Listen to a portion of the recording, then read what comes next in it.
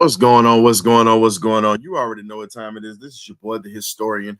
We're getting ready to go ahead and get this thing started. The party line has officially begun. We had a little bit of a teaser last night after that dramatic win that we had, but I'll take it. We got the sports world hating. We're gonna dive into that. Sit back, relax, and enjoy. The party line is here. Let's go.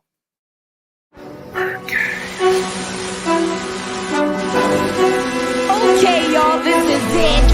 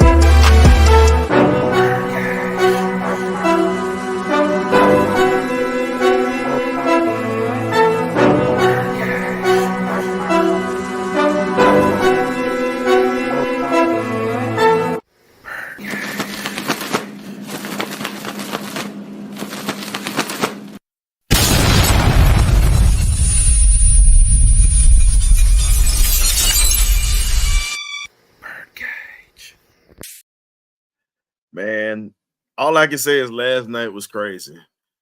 I'll take that win any day. I got K Dub into the party line with me right now. We gonna open this thing up to fans and whatnot tonight, man. What's going on, bro?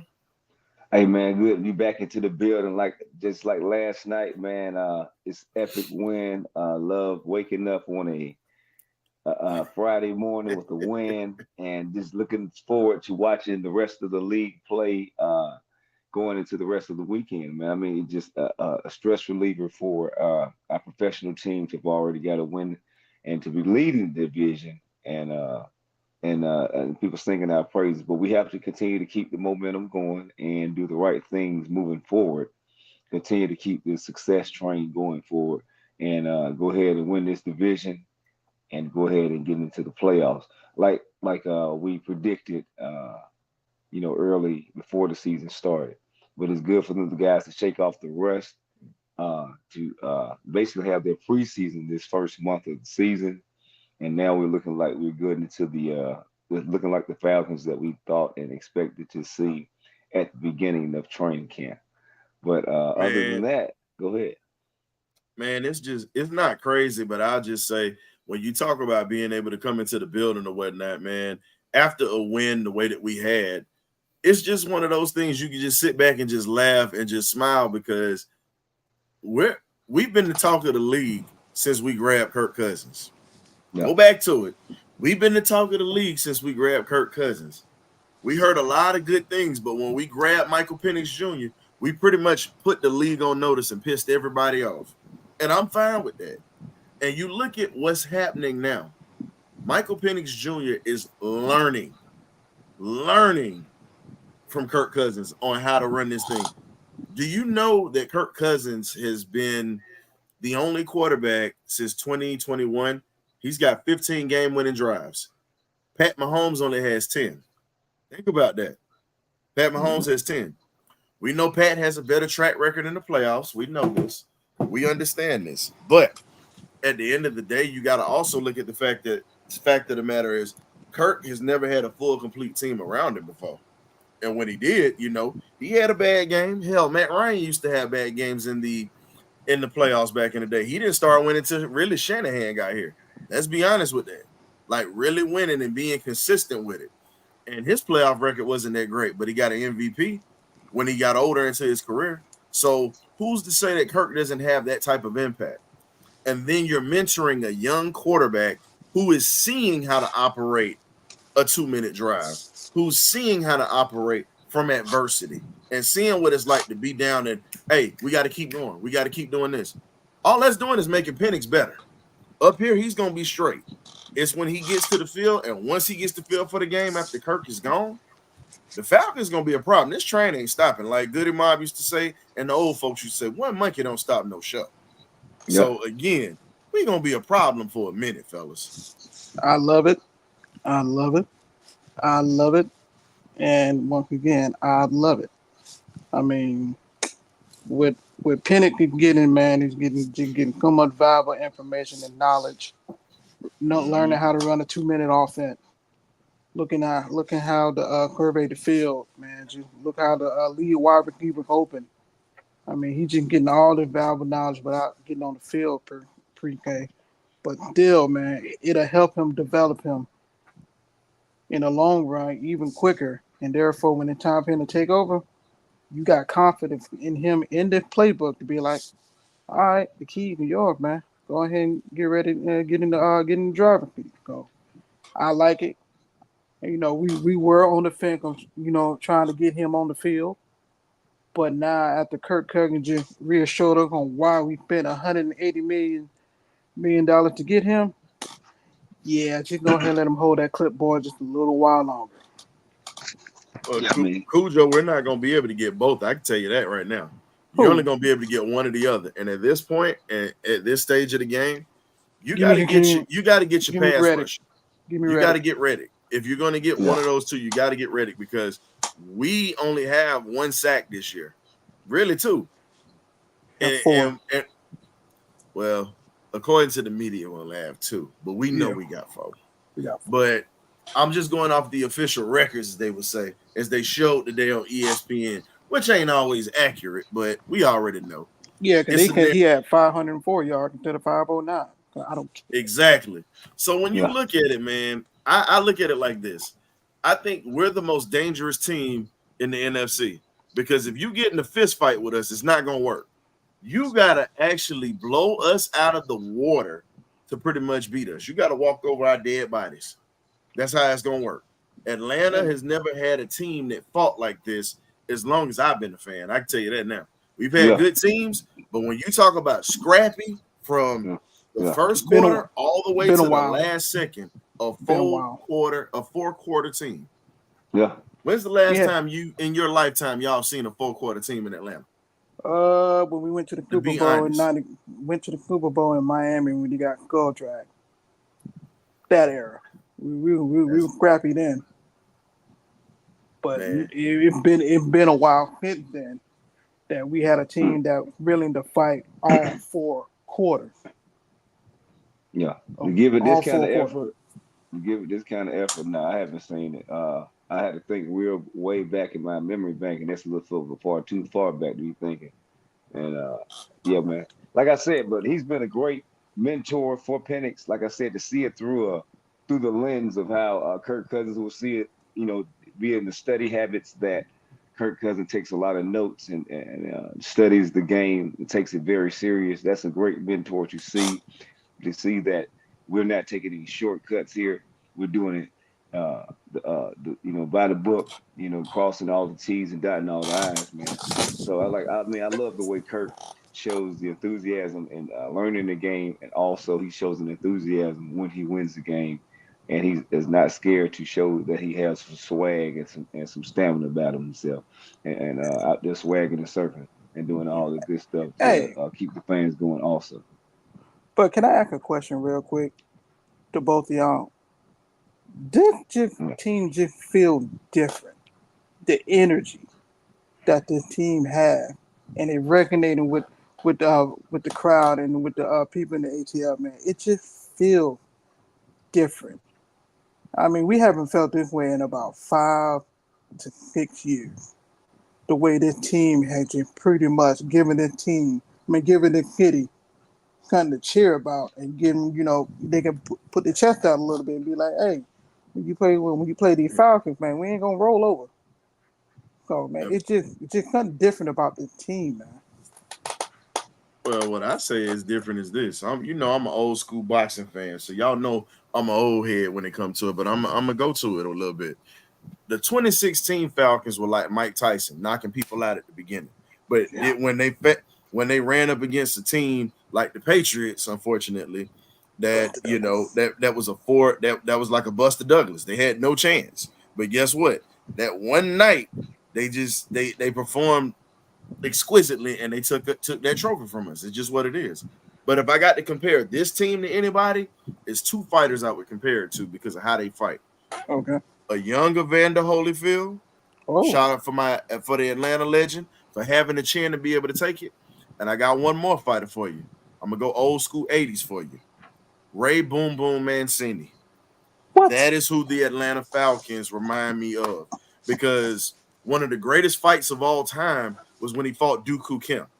He took it just as well as he gave it. Unfortunately, rest in peace to Mr. Dooku Kim. He died after the fight, but he was willing to lay it all on the line, and so was Ray Mancini that day in Vegas. And that's one of the reasons why we don't have 15-round fights no more, because of that man's death. Atlanta plays with that same veracity that you saw in that fight back in the 80s. All my fight fans understand straight up that we have fight from start to finish. If you're going to hit us, you're not going to knock us out. We might squabble, but we don't fall down.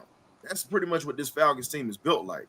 So when you look at the toughness, Raheem Morris came in talking a good game, but let's keep it a buck. This team has the persona of a prize fighter with an iron jaw. That's the best way to describe the Falcons. They're not going to go away. If you beat them, you're going to have to beat them by the scorecard, because they're not going away. They're going to find a way to make stuff happen throughout the ball game. And this is what we see week in and week out. And before I let y'all cook, man, y'all people that are tuning in, the link is in the chat. Please come in. This is the party line. This ain't a regular show. Yeah, this is for y'all to come in and talk, man. It's just the fact that they have bought in fully now. I mean, fully to what Coach Raheem wanted, his vision, and how he wanted to coach this team. They are all in. Everybody from special team to the practice squad. And we didn't have that with Arthur Smith. We didn't have that. We may have had it for about 1 or 2 games. But now, if you look at the way they're performing now to last year, just for the first 4 games, their fight. I mean, there's legitimate fight that I haven't seen in a while. And I think, Raheem and his staff, hey, man, you got to give them a pat on the back for getting these boys to buy into that system. Yeah, I mean, it goes by the persona of the head coach. You go by how he's a steady, cool customer. He out there swinging and surfing and dancing to the step to the tune too. So let's go. So we're gonna go how head coach goes, man. He keeps it even, steady keel on the sideline, and that's the way we're gonna rock, man. And I love the fact that that is playing out the exact way that we predicted. We just need to continue to stay the course, and like I said, man, it's like night and day from Arthur Smith to Raheem Morris. So I mean, why would you not buy in? You get act like you got a plan, man. The guy threw for 509. He had a career day, his best game in his career. So now he could have did that in Washington. He could have did it in Minnesota. No, but he did it in Atlanta. So actually, wait a minute. He already did. He did. He's already done it. He's the only quarterback in the NFL that has had 3 games for 3 different teams with 450 plus yards. So he's done it 3 times in each organization. Washington, Minnesota, and he did it with us. So he's the only quarterback that's done that in history. No one else has done that. I understand that, but this is the most yards he's ever threw for in his career. That's what I'm saying. True. Yeah, true. Yeah, that's true. Because he broke his record in Atlanta. He broke his original record in Atlanta with a few yards. That's what I'm trying to get at. So just with a few yards he's ever threw in his career, and he could have did it anyway, but he did it here. So hey, there you go. He earned about $25 million. Just like clockwork. Look who popped in. Yeah, hey, look. Our favorite FMLA star, LA, Mr. Williams. getting it in, getting that money. Man, that joke will pop up like fungus, man. Hey man, sport the hat, man. Yeah, that's right, man. Sport the hat. Sport the Hey hat. man, it's what it is. And then we got Mr. Ron from the Ignorant Thinkers podcast that just popped up. All Ron, right, what it is, homie? What it do? What's up? Well, Ron, that's the first time I done heard you with a little bit of liveliness in your voice this season like that. Oh yeah. Well, what can I say after the game last night? Shoot. Yeah. It's good. Yeah. Hey man, the whole city just been on cloud 9 today. I ain't going even front. Ooh. The whole Hey, man. entire city. Putting the league on Beautiful. notice, man. Even with two Beautiful, losses, man. Mm-hmm. It was Well, beautiful dang. today, man. Hey, read the comment in the section. I almost forgot about that.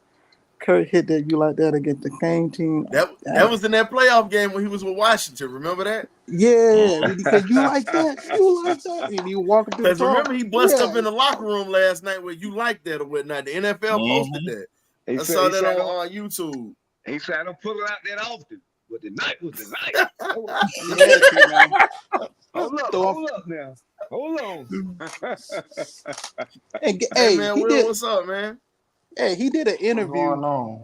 He did an interview, right, in front of a Waffle House. ATL all day. He was taking the son to the Waffle House. He had he was going to get ready to go in the Waffle House with his son to eat breakfast or whatnot, right there in Oh, that front of was the today? Waffle House. Yeah, Do y'all not realize that he's really? You remember how I told you I always describe the players that come into the NFL. They got the car seats in the back of the cars and all this. Mhm. That Literally. man drives a minivan / SUV and shops at Target and Walmart. Understand this. He's just an average guy, but when he puts on that uniform, he becomes a totally different dude. If you saw the documentary that they had on Netflix, you saw that man is really just a chill dude.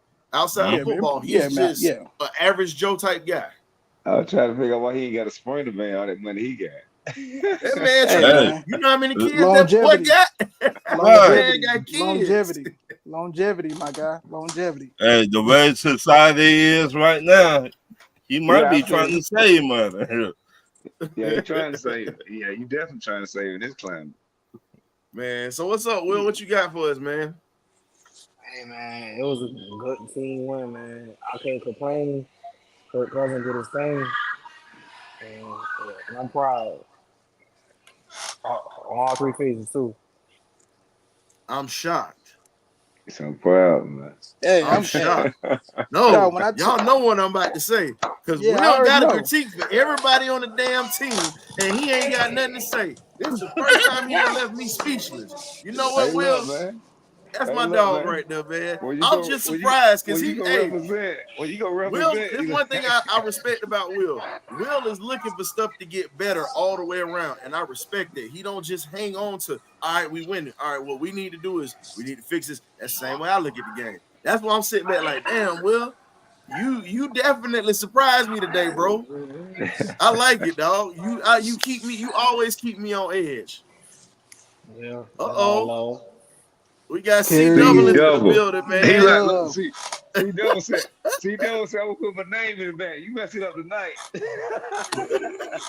He said, man, don't you call me by my government name. I got a warrant out for my arrest. Leave me alone.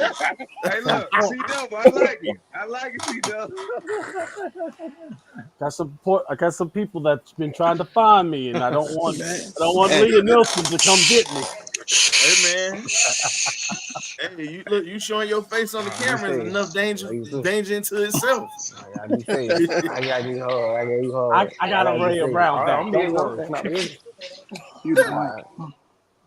Man, so what what's you good? got, C double? What you got for us? Nah, man, I'm just enjoying the victory. I mean, this was one of those games where you finally saw the team actually play as a team.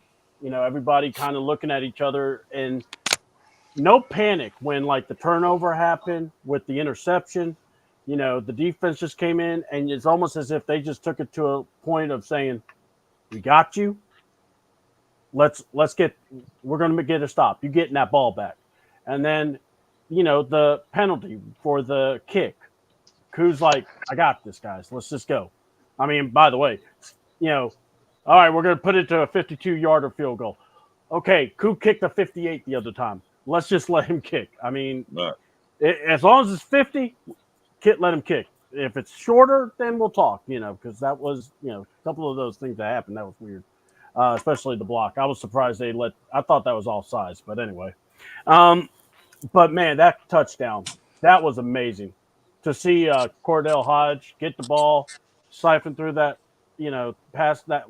The corner fell, I saw, or going for the INT, but he got the ball anyway.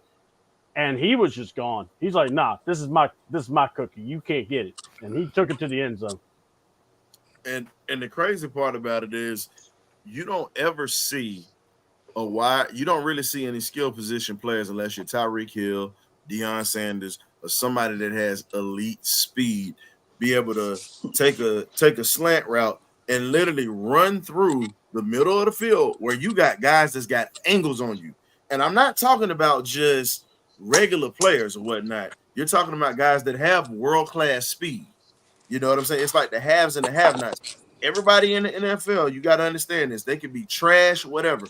If you're in the NFL, whether you're a bench rider or not, you are an elite athlete because it's levels to it. But for you to get to that level, you have to be an elite athlete, period.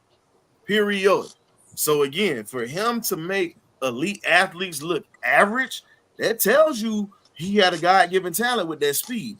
And speaking of God-given, I gotta say, we got a God-given day. A God sent my guy Rich at the bottom is celebrating a birthday today. And what Happy a way to birthday, celebrate a Happy birthday with a birthday, dub, Happy birthday, dog. Happy birthday. Boy, Happy birthday, my guy. About it. happy birthday. You got think about let it, me know when you're 2 ready. birthday presents in 1 week, dog. Man, tell me about it. Tell me about it.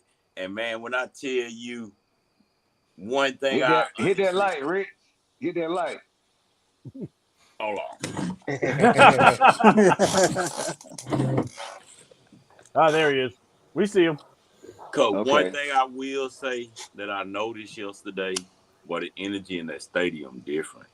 And I'm gonna tell you, because the Falcons taught me a lesson yesterday. Because when the Tampa Bay got the ball back at the last time, I'm so pissed off. I'm like, I'm finna go smoke a cigarette. I'm finna leave, whatever. But he looking up at the screen. He like, no, not yet.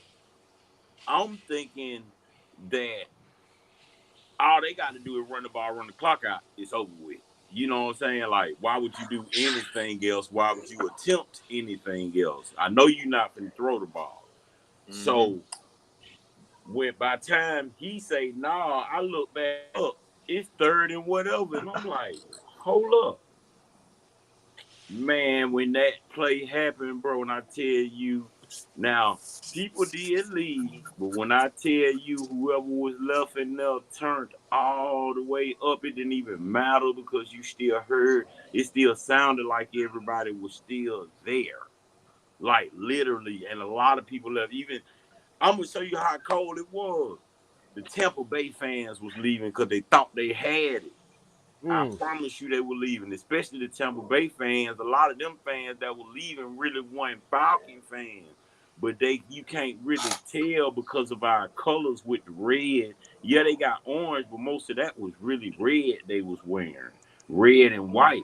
So you thought it was Falcon fans. Man, when I tell you, don't believe the media hype, I'm looking at Tampa Bay fans leaving because I thought they had it. I'm just gonna be honest with you. I thought they had it, so I get it. But boy, man, to see that play out like that in that stadium, and to see the people reaction, and to see Kurt Swagger, he gained the fans. Definitely did. Definitely. And they got him. A lot of people don't really know it. But him and Matt had like a little combo on the side. I believe Matt basically let him know, look, this your team. If you win, don't worry, the fan base got you type of conversation. Let them know I'm passing the keys along to you. And ain't no telling, like Raheem said in his thing, ain't none of your business what I said to Kurt. Thank you. So it's the same way with Matt Ryan. It's none of my business what he told him, but I know he told him something good. The only thing with all the offensive miscues, the penalties that's given that Oh, needs to be corrected, right? My only problem with the offense is I don't want to see now another screenplay. I Because hate that. teams are Oh, keying in on it because we do it so much. If you go back and look at all the other games we had, and I get it, you're trying to get them in space because I'm gonna be honest, Vita Vea wasn't hearing it yesterday up that middle. I'm No, just he gonna wasn't. Hey, tell you. Rich, what did I say the last time you was on here before this game? I said Vita Vea and Ryan Newsom was going to be the key matchup, and I said Vita Vea was going to be a problem because you got a guy that's coming into this ball game that doesn't have that much experience, and you're going up against one of the best D tackles in the game. You know, Vita, like John say, Vita Vea got the belly that you put in the wheelbarrow and you But just pop it but from. you know what? You know what the crazy part was about it? I've only really heard the name. I've never really watched the player, right? I watched Yeah. Tampa Bay games, but I've never Whew. technically watched the player, him. You can oh, say he what you nasty. want about him with that belly, but when I tell you that fact, excuse my Fat boy language, can run. Big boy can run. Big That's what boy. but people don't realize. fast. Hey, Rich, we said this. We look, the year they won that Super Bowl in 2020 with Brady, he was the key on that defense. Nobody can stop him because if you look at their numbers, he and Aaron Donald were the best 2 D tackles in the league that year. They were. Numbers were identical. And look, John always say, I want somebody that ain't got no ankles, straight legs that's going to be at the D line or the O line. It's the truth, because think about it. The man is in shape for a man that large. He's in Bijan shape, Robinson boy. made a bit of a no. Look, everybody thought Bijan ducked that block. No, he did not. Bijan engaged in him. Oh What no, he happened? went head up. Vita Vea just moved him to the side. Man, let me He tell just you pretty much, like something. he said, I just put the meat to the side, like You you do want on me the to grill. tell you something about that play that earned my respect from Bijan, even though I still like Tyler better. That's just me because I just like an all-around better Same running here. back, not a finesse back. But one thing Bijan earned from me yesterday, that I'm sitting right there watching it. As a matter of fact, I think I may got the video on my phone. Too so many videos, I'm gonna have to go back and watch it. He went straight in that hole at Vita Vea, even though I knew it was a lost cause, because all Vita Vea did was basically bump him off with his belly. But he went in there to hit the man. No, like, Yeah. that made me question Bijan's sanity a little bit, because I know good and well in that first game, I literally watched Caleb McGarry stand to the side like, bro, I can't do nothing with TJ Watt. I can't do nothing with him. Bijan went in the hole. He didn't come at Bijan. Bijan ran at him. I'm sitting there looking at it like, who He did? said, let's Because go. I'm He tried thinking, it. first He of all, tried it. I'm He not tried But it. you mad. know what I'm I just said, thinking, Rich, yesterday? who the hell called that coverage? That's all I'm thinking about. Yeah, like, exactly. why would you even Hey, Rich. attempt that? I said this yesterday. It's only a few guys that are willing blockers at running back. And I'm not comparing him to, because he'll never be in the class of my idol, Walter Payton. I'm sorry. But that was Walter Payton. Walter would hit the biggest lineman with no hesitation. And you look at how Bijan did it, and Walter was half of Bijan's size and was just a strong country boy from Mississippi. And we all know about them country boys. You do farm work, you get strong. And we'll punish D linemen. Bijan like literally was gonna try to he was trying to get in the way to slow it down, but when you got 350 pounds that's coming downhill and you're only about 215, 220, that's a business decision at that point. And I think Vita Vea didn't even try to, if you think about it, Vita didn't even really engage in him like he really could have, and could have hurt Bijan. Yeah, he did. did. He knows. He basically just used his thumb and pushed him to the side. But I will say one thing about this game, looking at it from a live view versus on TV, you can kill. I'm gonna be 100 with this. You can kill the Kirk Cousins injured. I don't want to hear that. I know he not. After watching this game live and not on TV, where the screen sort of manipulates stuff, not saying it fully does, but you watching it from a screen instead of them actually running the play. Oh no, that man ain't hurt. That man just rusty. That's all it is, and that's why I keep telling people, Week 10, you're going to find out what's really going on. I'm finna tell you exactly what's finna go on. And you can mark my word, post date it, stamp it, whatever. Yeah. We You got to finna stay healthy, though. We listen, we finna run the tape. Mark my words. We finna go Got on to the stay street. healthy. We already said, look, we already said We finna go 11 on and the 5. street. And it was Yeah. his interview. Watching him and listening to him on his interview was what told me we finna go on the street, because I kept telling people I don't really think he hurt. I just think it's mental. I think the whole team is mental. I think the whole team just lacked confidence. After Troy Anderson really sparked the confidence last week. Truthfully, if you really want to be honest about it, he the one that really sparked the confidence, because ever since he caught that touchdown, I done seen a whole different team. Now, Yeah. I'm going to give the defense. For me, I'm not going to be hard on the defense because they coming off a short week. They really just saved you behind last week. So they done kept you in all these games. They needed a rest anyway. I already know it. I know they were tired. So I'm not going to hold that against them. But one thing I will say about watching that game live, he not hurt. He just trying to knock the rust off, because what he said in the interview, like I kept telling people, that's why he wanted to play in the preseason, because he was red-shirted during training camp. Yeah. He wouldn't get no live action. And he was He just said, throwing balls, and it wasn't like he wasn't, getting hit. but did you hear what he said? Yeah. I'm going against the twos in a simulated thing. Man, that don't work with a quarterback like him. He's a vet. Trying to simulate stuff with the twos, you really need to simulate it with the ones, because like he said, it's no disrespect to the twos in so many words, but they just ain't the ones when it's in live action. Like, y'all like me, so y'all not gonna hit me like that team over there that don't like me. That's why I want to play in preseason. That's the problem. Y'all on my team. Y'all not gonna give me that punishing like a Vita Vea every time he got up in that pocket. And people complain about him throwing interceptions. Look, Kirk a gunslinger. Interceptions come with the territory. It is what it is. I'm not mad, because ain't nobody over there complaining about Josh Allen. Ain't nobody over there complaining about Sam Darnold. Regardless of what you want to say about that man, he's a gunslinger. Ain't that you say what you want about Andy Dalton? And he in the right system right now with the in right Minnesota. coach. Yeah, He in Minnesota right now. It's sometimes, and this is what I've said on here before. Some players are not sorry. You got to be elite to get to the NFL, because it's only a small number that get there. It depends on what system you go to. Where you go and to, guess man. what? He's in a system that caters to his style. So that matchup when we play Minnesota and we got to go to Minneapolis, that right there is going to be a fight. Yeah, that is going to be a fight. Kirk even Run said the ball. he done got more comfortable with his receivers in the interview. Yeah. He's saying it. I'm getting more comfortable in this scheme. And the way they said it was like what he was on that interview with Kohler. Kohler was like, you started off this game like this. In the second game, everybody like, look, Kirk back. So that's when he was like, it ain't even about the injury. That's how I know it's mental with this team. This team just needed to believe that they could win.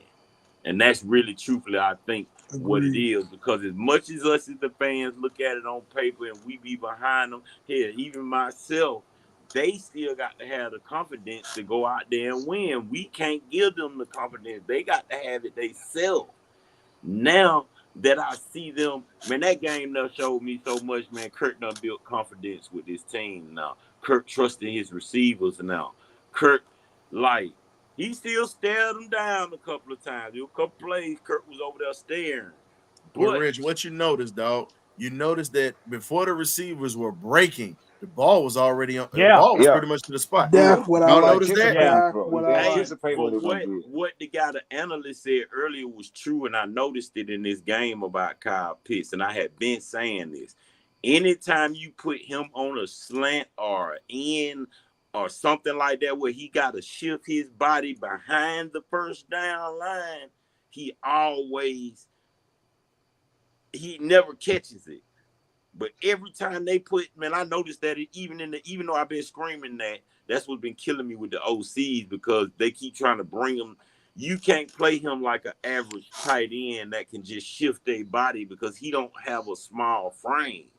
I watched him do it. I thought he'd just be running lazy route. No, he get in and out of breaks slow. I watched it yesterday. Him, and it's not that it's slow. It's just him trying to step and put his foot in the dirt and shift his momentum with his weight. So every time they put him behind that first down, he catch the ball. Anytime they put him in front of it, he drop it. That's just simply what it was yesterday. Every time they kept Kyle behind that first down, he catch the ball and run for more. When they put him inside of it, he dropped it. He dropped it three times, just about 2 or 3 times yesterday inside of the first down because you got him trying to shift, and you basically got him trying to be Michael Turner, Mr. Slant Man.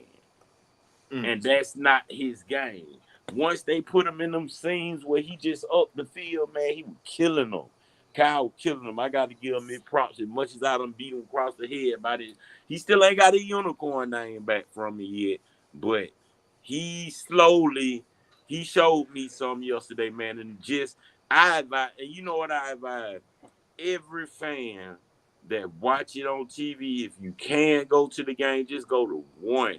Because when you watch that team move in live action versus TV, you get to see a lot of them things that you think were mistakes that could have just been a busted play because someone didn't handle their assignment correctly. Because some of them plays would have worked if it weren't for Bergeron and Matthews all night long. And we just going to keep it real. I love Bergeron because he a dog. But, yeah, he cost us a lot. Like, I'm talking about like almost four penalties in a row just about.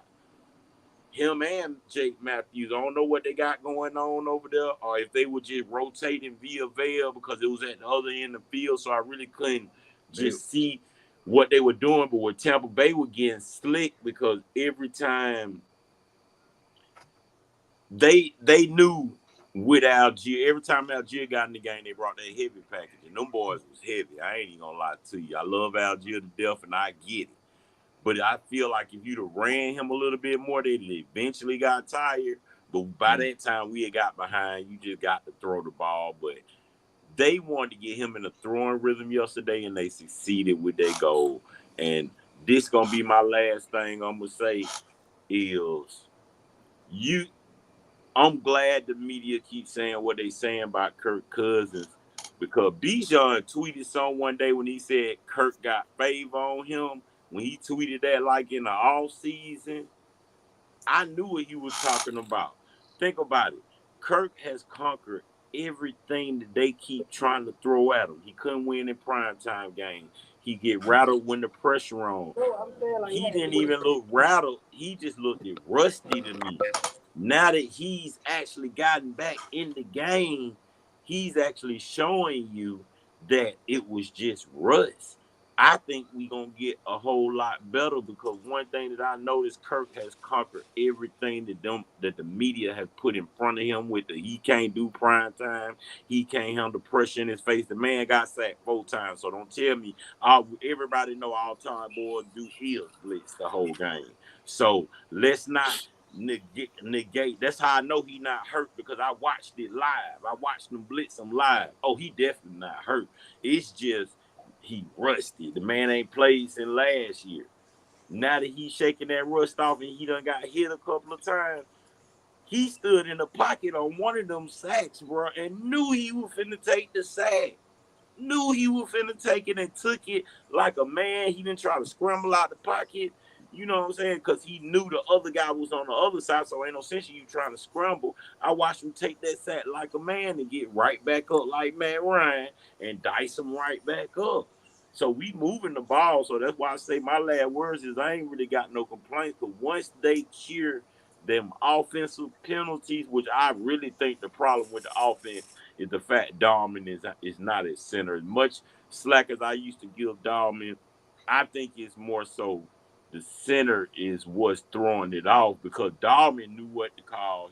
Dahlman was getting to the point where the quarterback don't have to call the defense scheme they in because he was learning it as he kept going along through all the time he been here. So I think that's what really a lot of the penalties come from, just not having him out there even though Newsom did a good job on the 1 minute, get everybody in line, but it's just certain nuances that I see now that Drew Dallman was handling, just like with Nate Landman. I didn't really think that it would shift that much without him, but yes, we definitely need our run defender in there, most definitely. So it gives you appreciation for people that you didn't have appreciation for on the team. And that's just my whole take on just being there live. This team is really missing Dallman, but Newsom is trying to do his job.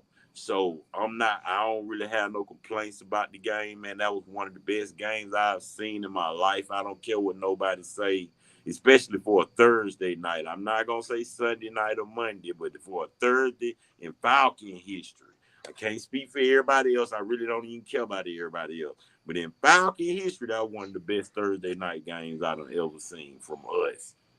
So switching it up, appreciate you, Rich, on that one. So switching it up or whatnot, normally won't let people go that long, bro, but it's your birthday, so I had to go ahead and let you just go. I'm letting you know this now. Oh, no, it's your birthday. But you know that I tax on that mic, dog. I don't do it like that. I try to let everybody cook. But it's your birthday. It's your birthday. That's the only reason why I let you do that. Now I got to take the mic from you now. But getting back to it, C-Dub. Yo, what's up? Where you at, man? He was for real about vanishing into the screen, hiding from the feds. Hey. You see that? He done backed into the screen. All you saw was C-Double in the back. You didn't see his face. Hey, it is what it is. Hey, look, man. So you just got it. When you're the final boss, you have to be able to just disappear. Oh, here we go with the final boss. So here's the thing, man. What's up? So I give you this, man. So when you talked about it on your show the other day, and you were saying what needs to be done and things that you were looking for. Yeah. What did you see in Kirk Cousins? And really, let's be real. What did you see in this Falcons team that has impressed you or put you in a place to where you can start to trust the Falcons? Because honestly, it's a lot of people that still got PTSD and they still don't believe what they've seen, because every game the Falcons have been in, it's been a one-possession game. Every game this year. Yeah. 5 games. The Falcons could easily be 4-1 right now. Yeah. They could easily be 4-1. Yep. We weren't going to beat Pittsburgh. No. Because we were rusty. But everything after that, like, think about it. Our front half of this schedule is loaded. Hell yeah. It's loaded. And we're playing teams that are playoff teams. That's what we've been doing the first half of this schedule. And we went 3-2. And this is what I predicted in the offseason. I said we'd lose 2 games and win 3. Yeah. Surprisingly, it just happened to fall that way. So what do you think has impressed you the most about this Falcons team so far? You know what impressed me the most is, number one, first of all, Kirk Cousins went to a Waffle House and was not ashamed of it. First of all, Kirk, my man. Yep. That man's proud of you for that. That's how your linemen love you. All right. And then the second thing is the fight. When you see the fight in this team, that should encourage everything. Look, they have played ugly for the most part of the year. But then when it comes on to that crunch time, when it's time to turn it on, they have done that. And I mean, look, the game again. And think about it this way. Everyone's like, oh, I wish we didn't lose that game against the Steelers. I don't care, because beating the Eagles, that gave you a tiebreaker. So guess what? Go in there, you beat the Eagles, and now you've beaten the Saints, you beat the Bucs. Now you're 2-0 in your division, in your spot. If anything, I will say this. What I'm seeing is this. It's not just the fight, but it's if something happens, it doesn't break the team. A penalty, a interception, a fumble. It's almost like everybody knows, I got you. Don't worry. Let me get in there. We'll get you the ball back. And the fact that we threw the interception, and that exactly, man, swag surf and went to Waffle House. What more do you? The next thing you're going to see Kirk doing is going to Magic City, going, these lemon pepper wings are the best. Boy, hey, wait a minute. I think he's going to order his lemon pepper wings on Grubhub, because that's what I would say too. But that man's wife That man, that man got a church load of kids and the wife. Hold up. We got a newbie. Wait a minute. We got somebody coming in here. This ain't his first time Oh coming my in here. Lord! This is his second time. We the got Big Big Wolf. Wolf in the building. Shout out to Jersey in the building. What's good, Big Wolf? Whoa. What Hey it man, is, I Big like Wolf. that going hat. on, my boy? I like that hat. Can I get that Let's hat? go. Let's go, Please. Wolf. You in Please. the building, fam. No, we got no, Jersey no. in the building. What's happening?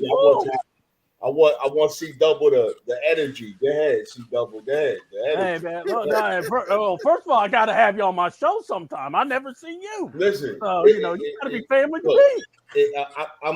I'm not coming on nobody's show unless the show gets more than 100 likes. I Well, told the historian the last time I told K Dub, I told the bearded coach, I said, listen, if I come on the show, it better get 100 likes. I didn't check yet, but I'm gonna start dissing the subscribers because they need to start liking these videos. They need to start supporting content creators. I'm not doing. As you can see, I have not done one live show. See, though, I haven't done one live show because I'm boycotted till we start getting 100 likes on every video. I'm not doing it. Not doing it. Hey, hold up, Wolf. Wait a minute, Wolf. What part of Jersey you in, fam?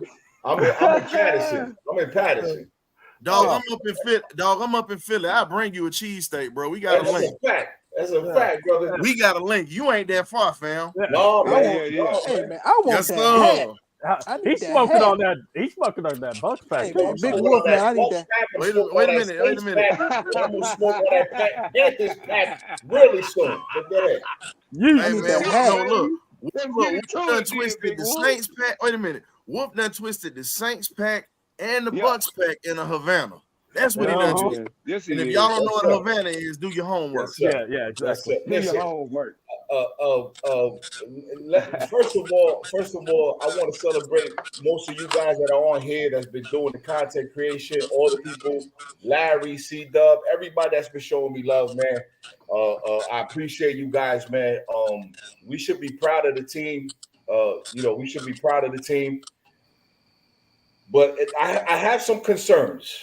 I do have some concerns. Can we get a sack? Educating on the Rizzicard ain't getting no pressure. I'm just saying, no disrespect, but can we get a sack? Can we get pressure? One? I know. And 1.5? Is that too difficult to do? And Wolf, we only got 4 sacks on the season, bro. Just 4. Well, actually, we got 5 because David Onyemata did get a sack in the game. That was the 4th one. I thought that was a 4. Because, I thought that was 4. That was because 4. Brady and Judon have 1.5 each. Okay. D. Alford have 1. They didn't care, but you know what? I was just going off how they rated it in the NFL. I still say I agree with you on that. It should be 5, but they only got us rated as with 4. Okay. I need to fix that. Look. We can't. I don't think we can shoot out with everybody. I get it. Why we're dangerous? Like you can see why we're dangerous. I'm just saying, like we gotta make a play. When it's time to make a play, and we have to. We gotta help out our secondary. Now I know that there's a coach on here, right? There's a coach here. Coach Cam, you talking about? Coach, when you get Coach put in the front, does that help the secondary? He's not on right now. Yeah, he's not on, dude. Oh, I'm not. No, he's not on tonight. Yeah, man. He coaching, man. He coaching right now. Yeah. Coach Cam is in the Coach Cam right now is like you say, he trying to get his boys to win because he been doing a damn good job out there in Arizona. And speaking of high school cats, man, shout out to my little cousin. He was a photographer, but he also is a subscriber, so he can't tune in right now because he's right now playing against Tucker High School over at Druid Hills. Shout out to Jackson Hampton, baby. I need 2 sacks tonight, cuz if you don't get that, me and you gotta talk. I know your mama is watching this and she's watching you. So guess what? Cuz me and you already talked about this. I need 2 from you tonight, dog. 2 sacks. Let's go. Yeah, he was the young man that had on the Deion Sanders jersey that was in the back Oh. with me. That's my little Yeah. cousin. Yeah. I met him. I met him. Talk to him. Yeah. Let's go. Oh Lord, Carlos talking about some. Yeah, I know you, Tucker, but I need my cousin to eat off of y'all. Yep. That's what I need tonight. Well, my school closed down when I left. Dang. So here's the question I got for you, because Wolf, I love how you came in here with the energy. I owe you a show. You got to let me know when you're gonna be doing the show, because all of us definitely got to support you too. But I'm up here right up the turnpike from you, dog. So you already know I'm a slide. Yeah, man. Listen, look, man. One of the reasons why I started my channel was because it's hard to be a Falcon fan in the East Coast. It's hard to be a Falcon fan, when you by yourself repping. It's very, very hard. Dog, look, it ain't hard. Let me give you this. I'm an SEC fan first. Okay. So I lived in enemy territory when I was living in Jacksonville, Florida, dealing with them Gator fans. So me living up here in Philly now, being a Falcon fan, having to listen to all the 28-3 jokes, listen to like, I'm gonna tell you this here. Yeah. The city of brotherly love was quiet after that loss. They ain't said 2 words. They switched the topic to the Braves real quick. Right. They switched it. Oh, yeah. But here's the thing. We always mess with it. We say, y'all beat us twice, but guess what? Y'all ain't got no ring to show for it. And then our Falcons ended up, we gifted you a chance to win a Super Bowl when, like I said, they tried to make Julio the hero. That's why I said I hate Steve Sarkisian to this day, and I need the Dogs to beat the brakes off of Texas because of that joke. We ain't forgot. Steve, we have not forgot. You took the ball out of Tevin Coleman's hands on that drive, and he was cooking. So we haven't forgot. So let's get to it. Looking at the Falcons now, and like you said, living on the East Coast, Wolf, I stand with you, dog. I know what it's like living up here, and you dealing with Giants fans. You dealing with Eagles fans. You dealing with Cowboys fans. It's not fun. You dealing with, trust me. Listen, you dealing with Baltimore, you dealing with New England, you dealing with a whole bunch of stuff up here. So, Tress, I was living in New England when Tom Brady was still playing for the Pats in 2012 when I was stationed up there. So I know. So all I'm saying is, look, man. If you a fan or supporter and you don't think your team is going to win a Super Bowl at the start, then why you here? I think why you here? Kirk Cousins. You think you paid Kirk Cousins $180 million to win 10 games? Is that what people think? I hope not. No. You better get a couple of playoff outfits. Everybody here better get a couple of playoff outfits. Couple of them. Because if people are scared of the Minnesota Vikings, oh boy, tell me about it. A longer season than I thought. Mm-hmm. If people are crowning Geno Smith, we gonna see in 2 weeks what Geno about. Thank you. Look, and Wolf, it get better. Cowboy fans have been talking, and see. We had an event in Atlanta a couple of weeks, like this weekend that just went by for the Saints game, and I know you checked out the video for that. I'm gonna tell you this here: I got a Cowboy fan in my family. Now, see, I normally, if I put a name on it, I didn't already had to deal with it. So, Sterling Kilpatrick Jr., aka Junior, that lives in Atlanta, Georgia, that's in College Park. Cuz I'm putting your address on it. You a Cowboy fan? Guess what? You got to see me when I come home for this Cowboys game, cuz I've been listening to you call the Falcons the pigeons for the longest. Just remember this. Pigeons deliver mail. Remember that. Pigeons deliver mail. So the mail that we going to deliver is a hot L to y'all on that Sunday when y'all got to come to Atlanta and send y'all asses back to Jerry World. So Sterling Kilpatrick, I'm calling you out. I don't ever put no name on nothing. But cuz you've been going too hard. You've been going too hard since the catastrophe that happened with that damn onside kick. You've been going too hard. So I gotta put a name on it, dog. I gotta put a name on it. So y'all never hear me ever. I'm a peaceful dude. Y'all don't ever hear me put an address on it. But if I put an address on it, y'all know what it is. Yeah. Don't I get got- it twisted, Junior. You I know got- you got to see me, dog, and we Hey. got a bet going. So I need my bread when we get this L. When we give y'all this L, I need my bread. Hey Junior. Hey Junior. Jordan Love. That's all Debo I'm gonna Samuel. say. Yeah, man. I mean, listen, that's how I feel, man. I don't know how anybody else feel, but I'm in it to listen. I said it last year we could have won the Super Bowl. I'm gonna say it every year. I'm gonna say it every year. And now that you got the Road Warriors on here, you literally got Animal and Hawk. You got Kyle Pitts and Drake London. That's the Road Warriors, bro. And then you got Mooney is Paul Ellery, man, with the steering, bro. Like, He went like, old school with that one. Come on, man. I like that one. Come on, man. To all I my like wrestling that one. fans, Hey, that's all what my you- wrestling hey, fans hey. out there. To all the wrestling fans You out know there. what? You got the Yeah. historian, You know you what got hurt the my coach, feelings, you got dog? the kings up You on went here. back with You that one. got William Avey. You got the king on here. We have the Road Warriors on this offense, bro. You know, Wolf. You know what hurt my feelings? We got these El DeBarge looking jokers in the secondary, and I love both of them. And but you know who I got to compare them to? They ain't dark skinned because I rode with Harlem Heat when I was a young That's a jit. fact. That's Harlem Heat in the back, bro. Them two. Can you dig it, Hey, sucker? Banks is Booker T, and then you got Simmons and Stevie Ray. Pretty much the ground and pound, dog. That What That's homeboy's what got it a is. flapjack for you What too. are we doing? He got me going. Look, you got me going back into my childhood, bro. Man, listen, look, I show nothing but positive energy all the time.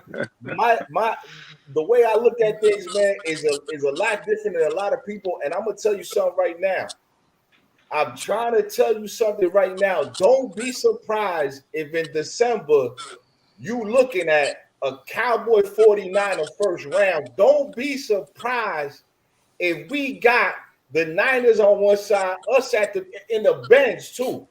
In the bench. Because listen, people, this should get 100 likes. I'm trying to tell you, we about to see two divisional opponents in the next 3 weeks. We about to see what it is. If we sweep the Bucs in 2 weeks, it's over. The division is done. It's a wrap. It's the Ain't nothing sweet. Ain't nothing sweet about it. It's a wrap. Put a ball on Hey, it. Wolf. Wolf. Ain't nothing sweet about it because we were saying this last night. We said hands down. Rich said it too. Guess what? You get 4 wins out of the division. It's a done deal. It's a done deal. But you know how I know Wolf ain't lying, because if you look at it like this, right? We didn't get the first game. Defense won us the second game. Defense won us the third game. Special teams won us the fourth game, and offense won us the fifth game. So once they put the whole thing together, that's why I told you, holler at me game 10. I'm not freaking out right now. Holler at me game 10, because 17 games now. So game 10, I'm good. I don't even care if they ain't ready by 5 or 6. Game 10, holler at me, because Kirk gonna be done shook that rust off, and he gonna be done trusted his receiver, because people keep forgetting, and I don't know why they keep forgetting this. Kirk Cousins carved us up every time he played us. Rich, you see what I'm holding up, right? Game 7. You saying week 10. Brother, I've been saying week 7, everything gonna click in the passing game. I've been saying this since the offseason. But see, the reason why I said week 5, and the reason why I say week 10 is because by week 10 they should have been put all of them games together to make a complete game. Special teams scored. Because think if offense had scored in that last game, you'd have had an offensive score, a special team score, and a defensive score. See, one thing that I've noticed about this team this year and that I love about this team, I said they taught me a lesson last night. Because like I told you, I tapped Cuz. I was like, look, they ain't finna do nothing but run the ball. I'm finna go smoke this cigarette. He like, nah, Cuz, not yet. He was looking up at the screen. I wasn't. Because I'm thinking like a coach. Hold up real quick. And you want to say thinking like a coach, I got somebody for you. Making his way into the cage once again, we have one of the greatest commentators of all time on YouTube, as well as Mr. Quiet Storm. We got Larry of the Dixon Way. That hey, when I hit that voice right there, that's how you know it's late at night. Because Hey, Larry is What like up? Barry White on the radio when it's late at night because he don't want to wake the kids. And he damn Okay. sure do it up. What's good, Big Larry? Big Larry, What's Larry. going on with y'all, man? Show you You know what I'm saying? What Coach Ross said. What is this winning Friday? Or you know what I'm saying? So, man, wow, it feel good. Boy, It feel real good, man. feels amazing. Shout out to all of y'all. First of all, man, appreciate you letting me come on as always, man. Salute to everybody on the panel. Salute to everybody in the chat. If you're in the chat, just like Wolf said, man, hit that like button, bro. It's like tipping your waiter. Don't be that dude who get great service at the thing and just walk out. You know what I'm saying? Yeah. Like, come on, man. And it's free. Ain't no money come out of your pocket. Inflation's up. Free, bro. You know what I'm saying? Food, eggs cost too much. You know what I'm saying? Cigarillos cost too much. Great. But guess what? Don't hitting the light. So these channels can The Super grow Bowl and ain't gonna thrive, cost man. that much neither in New Orleans. This And you Super know what Bowl we ain't gonna gotta say cost too much before we either let in New Larry Orleans. cook? We gotta say this before we let Larry cook. Shout out to the longshoremen who got their deal. So now we don't have to worry about food and everything being priced high. It's Thank giraffe you, Jig.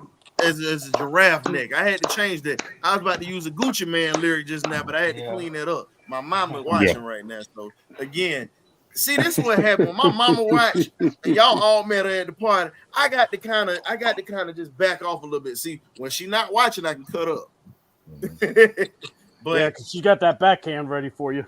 yeah, she do. That I know. I had to keep it clean at the party because it was a few times I wanted to say a few things, but Yes, you did. I had to keep it yes, clean. you did. But Larry, Have a I want to designated know, custard. Larry, I want to know this, man, because we all on the panel have talked about different parts of the game. You commentate every Falcons game, every dog game, and everything else. And I compared the Falcons for my boxing heads out here that missed it earlier. I compared the Falcons to an early prime Evander Holyfield mixed with a little bit of Ray Boom Boom Mancini, where you talk about there's no give up and no back down, and they're gonna fight you from bell to bell. What do you see with the Falcons that's different than any other team that you've seen? Because I see fighters in this team, and that's something we have not had. Not in a while. I like what Coach Raheem said. Be comfortable being uncomfortable.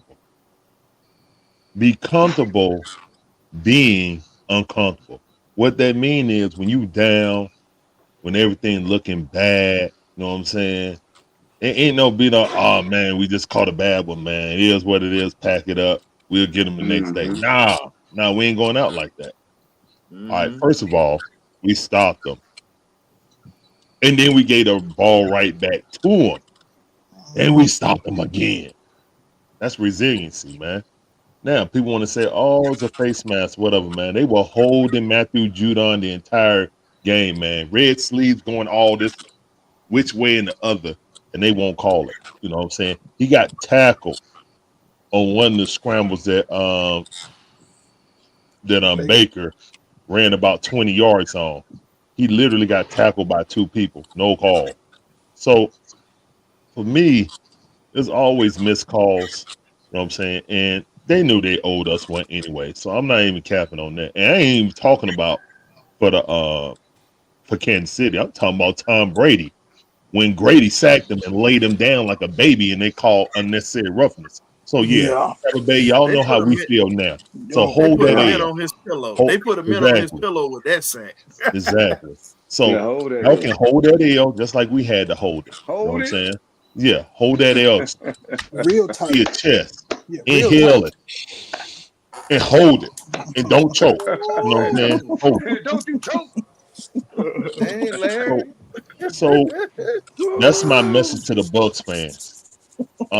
As Falcon fans, I'm kind of with Wolf, man. We can't expect to have Kirk Cousins break Matt Ryan's all-time record every game. We also need to find some semblance of run and pass balance. We love Kirk Cousins. He broke the record because he actually need to, because we was in a cat and mouse, you know what I'm saying, trying to catch up. We was always, chasing our tail. But I do find it odd that we just will not try to establish and run. And yeah, we need somebody else on the other side to help pressure because Ebiketie not it. And we got a whole bunch of defensive linemen. We should be in the 4-3, not 3-4. Yeah. 3-4, we can't even utilize. We can't have two guys at the same time or three guys at the same time. Okay, go get it, Phil. Cut on the light right there. Cut that light on. The other one. I think Yeah. Larry son.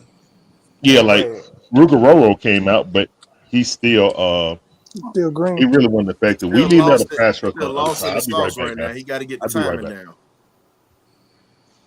Okay, son, I'm coming. I'll be right back. If you gotta step out, Larry, it's all good. We still gonna be No. here for a minute. I'll be right back. I just gotta. Okay, handle your business, man. We gonna be right here, fam. I gotta push back on a couple days real quick. I gotta push back on a couple things. Go ahead, Wolf. First of all, Raheem is learning from a 20-year journey. He learning from a 20-year journey. You know who doesn't suck this year? BirdCage. You know who doesn't suck this year? Who don't suck, Wolf? Michael Penix. What? Tell me about it. Hey, I agree. You know why he doesn't suck this year? He's not getting thrown into because the we fire. did Desmond Ritter. Because we ain't throwing him under the bus. He learning right now. That's why he's learning how to handle pressure. You I see said how this at the beginning, you see how fam. 1 + 1 equals 2, right? Fact. Okay, right? And he learning how to win. Now watch this. There's another quarterback that doesn't suck this year. His name is Drake May. But guess what? Drake May doesn't see excitement from Jacoby Brissett. You know who sees excitement for the past 5 weeks? Who you got? Michael Penix. You ain't lying. 2-minute drills twice. 2-minute drills twice, you can stand there and say. A knockout defensive game in Pittsburgh. A flag away from the champs. Flag away from the champs. And a Philadelphia squad that we were supposed to lose to. A Saints team we're supposed to lose to. And a Tampa Bay Buccaneers team we're supposed to lose to. You know what Michael Penix is doing right now? Learning. Soaking it up. And why? Yeah. Because Raheem made the mistake in Tampa not to go get a quarterback. Stick with Josh Freeman. Yeah. And guess what, fellas? Not to be political, black head coaches don't last that long if they make mistakes. Yeah. They can't afford mistakes. Lovey Smith, the Look at prime Steve example. Wilkes.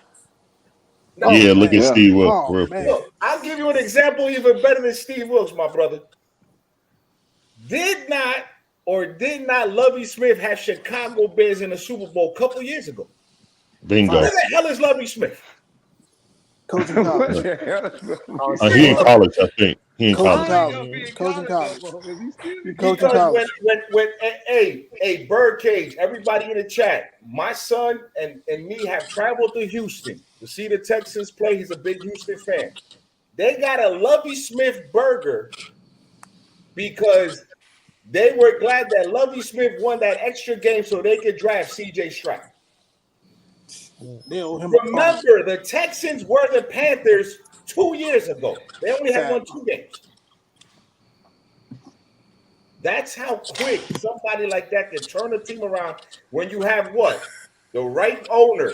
You have to have the right owner. We got a right owner. We got the right GM. We have the right coach. And we might have the right quarterback. That equals success. That's what Kirk Cousins said in his interview. He said one of the reasons that he came here, because remember Kohler asked him about the McVay tree. He said most of these coaches that I didn't even know Kirk played under that many great coaches. I really did. You that go back man to has that played Shanahan under tree. just about every coach that you could really want. Like he said, the only difference between this is a couple of wrinkles and the play calls. He said that's what I got to learn, the play calls. He said, but I know most of the plays. It's just they got little wrinkles in them.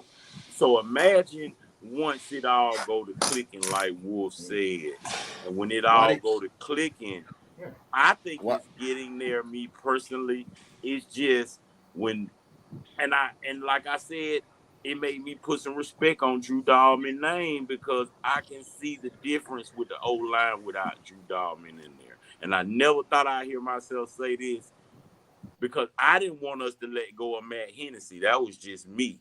You know, because I like the Matt Hennessy. Personally, I feel that's why I'm glad they went and got him. Because if you remember one thing Kyle Shanahan did, when our center got hurt, he went and got him a vet.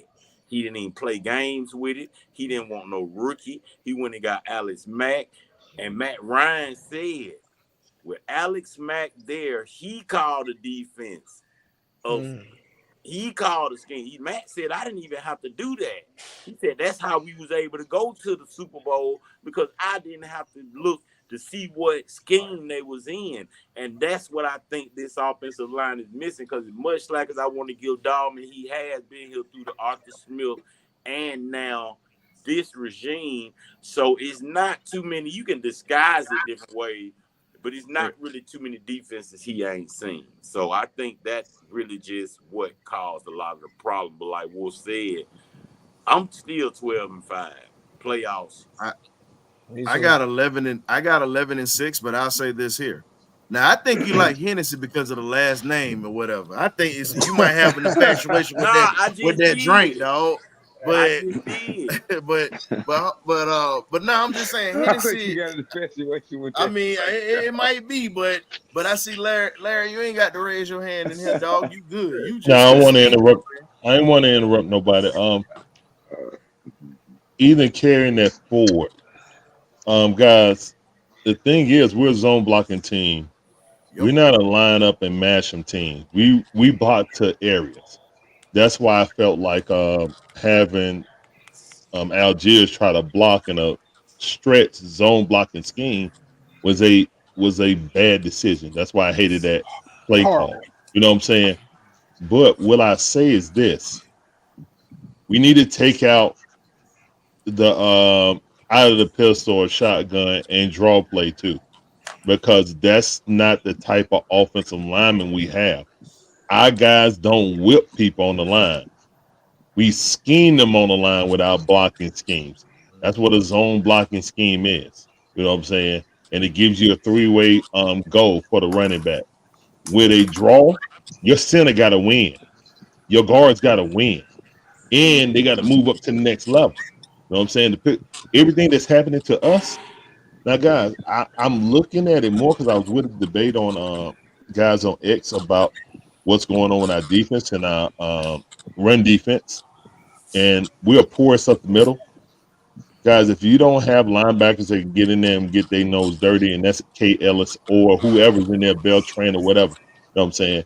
Uh, and we have to put some blame on there for Grady and David Aminata, because if those guys can't occupy at least two guys, and that guy comes up, you know what I'm saying, come and chip, guard comes in, help the center chips, and then moves on to the second level, our guys don't have a chance. So we got to have guys that stout, that be better stout. And I don't know if, Grady lost weight because he couldn't just, be on it, or he just chose to be lighter. So he wouldn't put that much torque on his, lower half anymore. But it's medium Grady. It ain't big Grady no more. You know what I'm Nah, saying? it ain't. And he's not Yeah, really getting that. yeah. He's not really getting that hump move consistently. Now, the last game he just played, he did play well. And shout out to the defensive coordinators for making adjustments, because they only scored 6 points in the second half. So Correct. yeah, they were running up and down the field for the first half, but it seemed like we do make adjustments in the second half. So I will give our defensive coordinators with Raheem and Jimmy Lake, the kudos of saying, okay, second half we seem to plug up holes, and Guys, man up. But yeah, no pass rush is going to be an issue. We don't want to get into shootouts all the time. You know what I'm saying? But look, I'm not going to be here and just bringing up bad stuff when we had one of the biggest regular season wins in recent history. You know what I'm It's saying? been a I'm while. not here to piss on nobody serious. You know what I'm saying? We won. Hopefully we have teachable moments that we're not just going to sit back and say we won and not look at our faults. Because whether we all think Carolina is trash or not, they've been playing better since Andy Dalton. And then that is a classic trap game. Where's Admiral Akbar? It's a trap. You know what I'm saying? Like, for Yeah. real, man. If you ain't never seen a Yeah. trap game before, you going to be off for a week and a half. The city on fire. Everybody patting you on the back. Everybody swag surfing. The media on y'all jock now. If there Wait a was minute. ever a trap game, this That's a Carolina trap. Panther game is. So we got to Well, come in Yeah. and tight and play well, our Larry, best game of the the media, season. the media not all the way on our bandwagon, my boy. If you really Stephen want to A. know the Smith. truth, because when you look back at it today, LaShawn McCoy, he was a hell of a player, but as an analyst, I'm just gonna say it like this: he sucked to me Yeah. Trash. because it's more, it's just trash. But if Yeah. you look at him, you look at Greg Jennings, you look at all these guys that you've seen and you've heard them talk. Hell, they were saying, okay, well, Atlanta got this here. Kirk Cousins is definitely a great season quarterback. But guess what? He's been to the playoffs 3 times out of 13 years, which is horrible for a quarterback. Now, this is stuff that they were talking about earlier today. Now, this was Oh live. no, I heard it. I heard it. Okay. So I'm making sure I put Heard it. this. I'm making sure I put this out here for those who did not see that today. So Yeah. when they talked about Kirk Cousins or whatnot, here's the thing: it's one of those situations where they half-ass give you a compliment. That's the best way to describe A it. They backhanded half-ass compliment. give you a You know what's messed They up give with you a that, Ryan? backhanded compliment. Because they can't. They were saying his primetime game. This is what they were saying at the beginning of the year.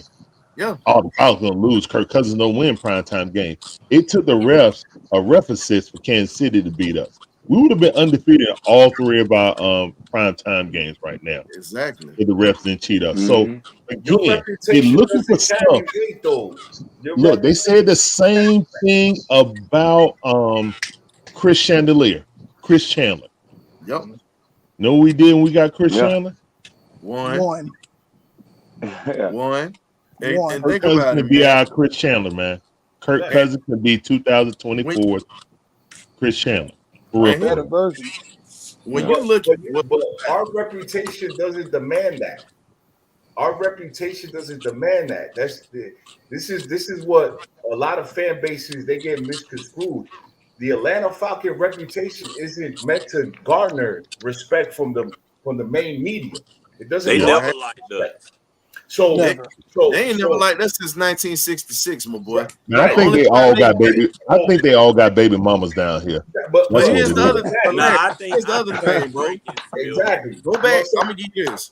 Y'all go Exactly. back to the 1980 season. That's Right. the last time you heard them ever talk positive about a Falcons team. Mhm. They ended up losing in 1982 to the Minnesota Vikings in the dome with William Andrews before he went downhill after that knee injury. They didn't show us no love like that. They And stopped. then Pops had told me that a lot of us don't remember how Rankin Smith used to bet against the Falcons. Sure. So Yeah. Sure. My uncle used to tell me that. My daddy told me a long time ago after they found out that happened, and he said that's partially the reason why we lost some of them players like Dion because it was all wrapped up in that Fred Tokar plus Rankin Smith. Don't They even found talk out he about was Fred betting Tokars, against bro. the team. Whew. And my daddy was like, after that, we lost the full respect of the media because we got rid of Dominique Wilkins in basketball. Then we got rid of Deion Sanders in football. Then we got rid of, I think, Dale Strawberry or somebody on the No, it wasn't Strawberry. Here It you was go. Strawberry. You get rid of Brett Favre when you do that. And then here's the other thing. The Braves got rid of Dale Murphy, who That's literally who it sent was. him to the Phillies. And they got Think rid about of Brett too. Yeah. Remember, Yep. Brett wasn't a Dodger; he was a Brave first. Yep. So That's- when you look at Atlanta as a whole, the We had a only victory. person that was holding Atlanta down at that time was Evander Holyfield. And a lot of the media didn't like him. And they tried to say that he couldn't hold up. Right. Because remember, he was supposed to fight Tyson after that Buster Douglas fight. Years and ago. Buster Douglas knocked his jockstrap loose. Yeah. And that's Listen. why I said, hands down, we can't take Carolina for granted. Because guess Right. what? That's your Buster Douglas right Yeah, there. yeah. Overlooked. Evander Holyfield, Trap way game. better Like boxer. you said. Evander Holyfield, way better boxer. Mike Tyson just had a better story for TV. But you know He what had a better story for TV because Kirk Cousins, the next couple weeks, and we want to talk about boxing, we need to be like Sweet Pea Whitaker. We need to be slipping, jabbing. I'm gonna be honest though. We need to be doing some Sweet Pea. Rest in peace to one of the Yes, greatest. sir.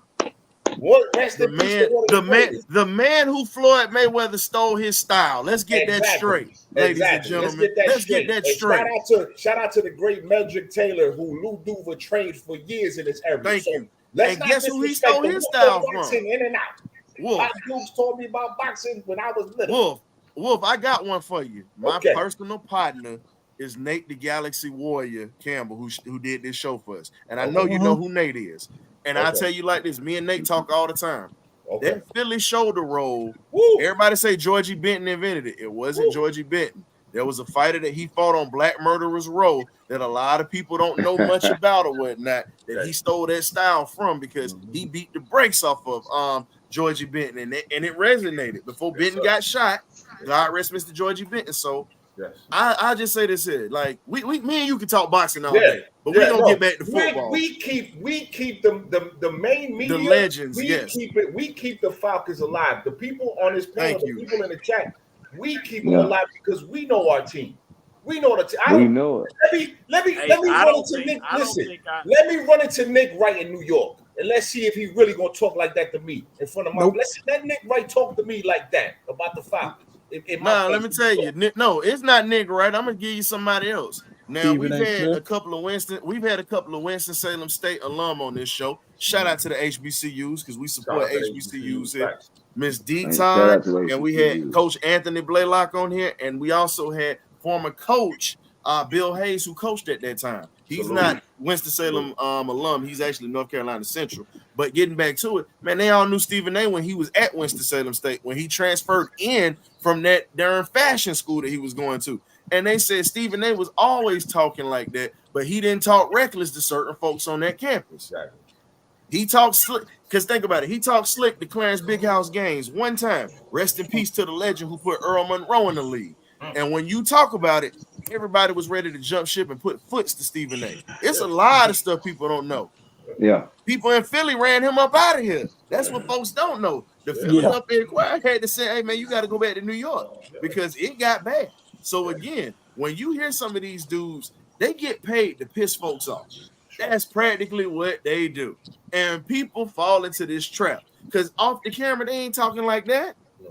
Well, he All learned these from the kids they best from pay Skip. for. He learned Yeah, from he Skip the best. Think about it, That's man. it's a These caution. It's a cautionable tale, though. But Skip lost his own empire, and his two understudies are the two biggest guys in that medium now. You know what I'm saying? All because he couldn't let his ego go. So there is a telltale for Skip Bayless, who kind of invented that being that a-hole type of But Skip was like that when he covered the Dallas Cowboys. Because there's a clip where Deion Sanders checked him on the spot about talking about Troy Aikman. And I'm gonna give you another guy. Still got beef. I'm gonna give you another guy who he backstabbed. Shout out to the Denver legend, Mr. Woody Page. That dude was the first that was on Full Pizza. They were the first two. Skip Bayless did that to Woody Page too, because Woody used to cook him every week, dog. Every week, Woody used to cook him. And he pulled that same foolishness with Woody. So again, when you really look at everything that went around, like I'll give you this. My favorite Sports Illustrated writer, he's deceased now. He'd have been perfect for TV, but he passed away before it really blew up. That's Mr. Ralph Wiley. Shout out to Mr. Ralph Wiley. God rest his soul. That man not only he covered every sport, and it really had you wrapped up. He didn't piss you off, but he told the truth. So when you look at what we have, we got a bunch of WWE superstars on the mic now that don't understand the game. They don't understand concepts. They do not understand what it's like to even suit up unless they played, whether it's college, high school, semi-pro. A lot of these guys were the ones who was getting their girls took by the ball players. Let's keep this a buck. Let's keep this a buck. If you want, look, we tell people like this: if you was getting your girl took, and I say this, I'm gonna go back to my military days on this. If Jody was kicking your ass and taking your girl before you got in, Jody was kicking your ass and taking your girl while you was in, and he's still doing it when you get out. That uniform just don't change. It's the paycheck they get them females to come to you. But guess what? She's still giving up the time of day to the other brother. I got to keep it clean because we do have ladies up in here. But if this was a barbershop conversation, y'all know what would have been said. Oh yeah. So again, we had a Katic about that. And that's pretty much what these analysts are like. That's why a lot of these analysts. That's why I go all out for my Falcons. I don't care where I'm at on this God's green earth. I don't care where I'm at. I could be in Russia, China. I could be in Australia. I could be anywhere on God's. There's always gonna be the Falcons first. I'm trying to tell you. Hey, Wolf, the coldest thing was rocking. What's up? I feel Wolf to the fullest because I went to invite a chick to the Falcons game with me yesterday, and she said, I don't know why I'm going because they're going to lose anyway. You know I cut her off instantly. When I say instantly, I mean wow, delete. Because one thing I don't play about is my Falcons. You keep them feelings over there. I was going to take her because I didn't want to take my cousin because he's a Tampa Bay fan. You know what I'm saying? So I was trying to bring good energy into the dome. So she said that. It's like, nah, because I'm going to tell you one thing. The Falcons ain't sleeping on Carol. Let me tell you, the Falcons ain't sleeping. This team here is not sleeping on nobody. You know why? Because they've been the underdogs for so long. They ready to prove a point. They letting everything. I'm going to tell you something. I ain't never seen Patrick Mahomes that shook coming to play us. The last time he was ever shook like that was that Super Bowl when Tampa was putting foots to him. That was the last time you saw him shook like that. Yeah, we gave him the blueprint. Man, he went up in his press conference and said, they play a lot better than I thought they would. They're going to be a great. That's what I say. We coming to see you. Don't worry about it. Super Bowl, and if this was scripted, if the NFL is scripted, it ain't Arthur Blank will cut the check right now. It don't matter what it costs to win a Super Bowl in New Orleans. In New Orleans, if this is scripted. Well, that would be the greatest Super Bowl win in history. In his lifetime of a billionaire status to win a Super Bowl and the Super in New Bowl, Orleans. whatever it is. Hey, Wolf, but think about it, fam.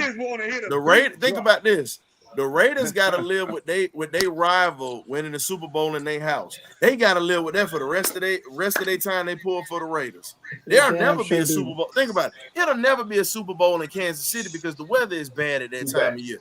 Yep. So now the Raider fans always got to hear Kansas City fans say, "Oh, well, we won a championship in y'all house, in this house." They got to forever hear that.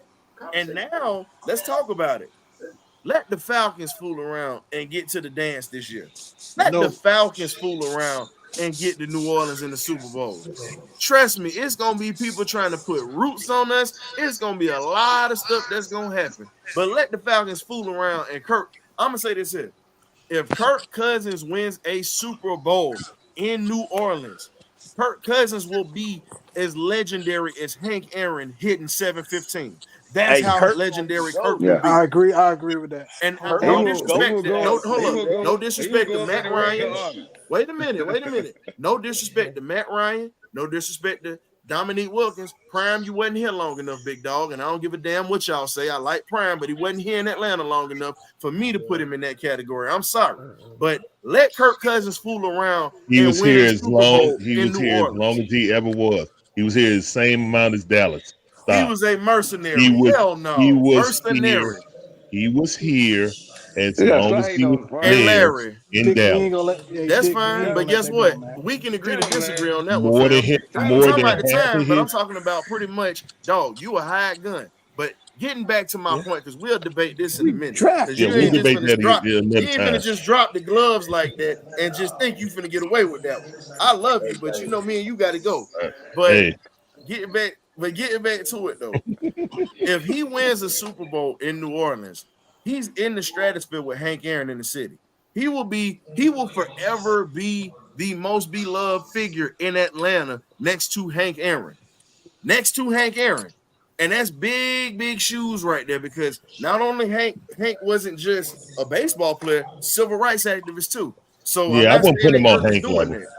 I No, wouldn't I'm put saying on Mr. Aaron. he would be revered like Hank. Let me go I ahead and would say say Nick Foles. I would say he'll be our Nick Foles. Nick man, these Foles people won a done forgot about championship. Foles. Look, Man, these Kirk people gonna done be forgot about Foles up here in Philly like that, But dog. He got the but statue, but they the don't talk difference about is him like Philly that. won a championship before. Kirk You know what I'm good saying? at They They won winning an Super NFL Bowl. championship. They didn't They win a won Super three. Bowl, Hold on, they won 3 NFL but championships. that's what I'm saying. They already have a champ. We don't have nothing with the Falcons.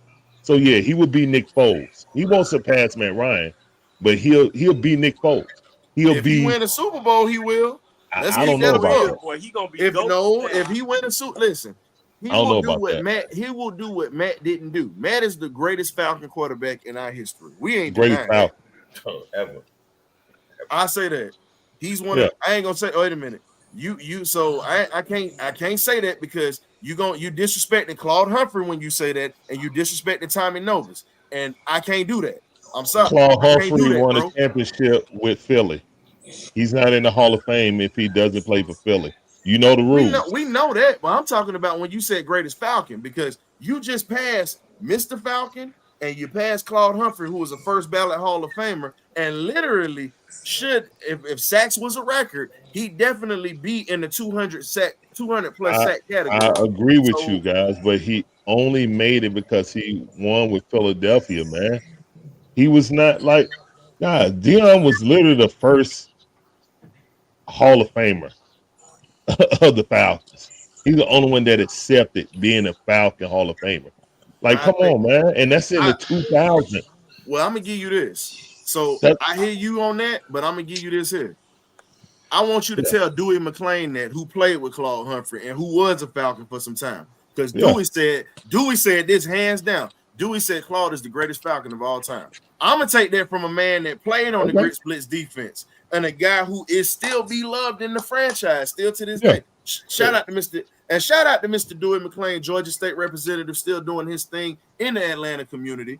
But and you know, like I said, it's friendly banter. Me and Larry, we like brothers. Every once in a while, we go at it. But the It's reason I just say that, healthy conversation. yeah. So I don't want y'all to ever think that we beefing. Let me get this out here now. No. Let's make sure we get it. Larry is my partner. Yeah. So Yeah. but again, we got to make sure, because you know how the internet goes. It's You all know how respect. folks Yeah, get no, it's feel. all respect, Look, man. the Ain't first- nobody in tripping. my With opinion, this the new first generation, I'm the trying first on the shall be quiet last. side. The first shall be last. I think Mr. Falcon, you Yo. can't do nothing without issuing that number 60 first. That's why I only wear 60 jerseys. I only He wear got 60 jerseys. hosed.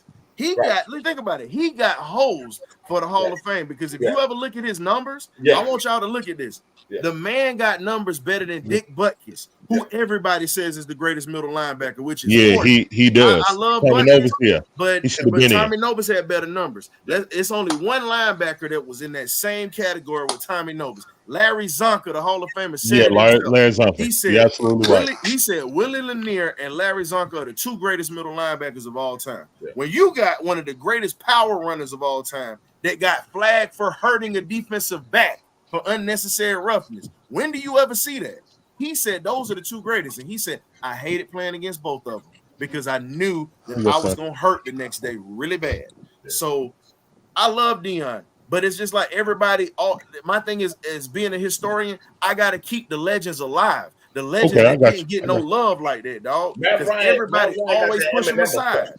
Hey, but with this generation of Falcons, I wouldn't say Dion is the greatest Falcon. I just reserve that for Matt, just because of his tenure.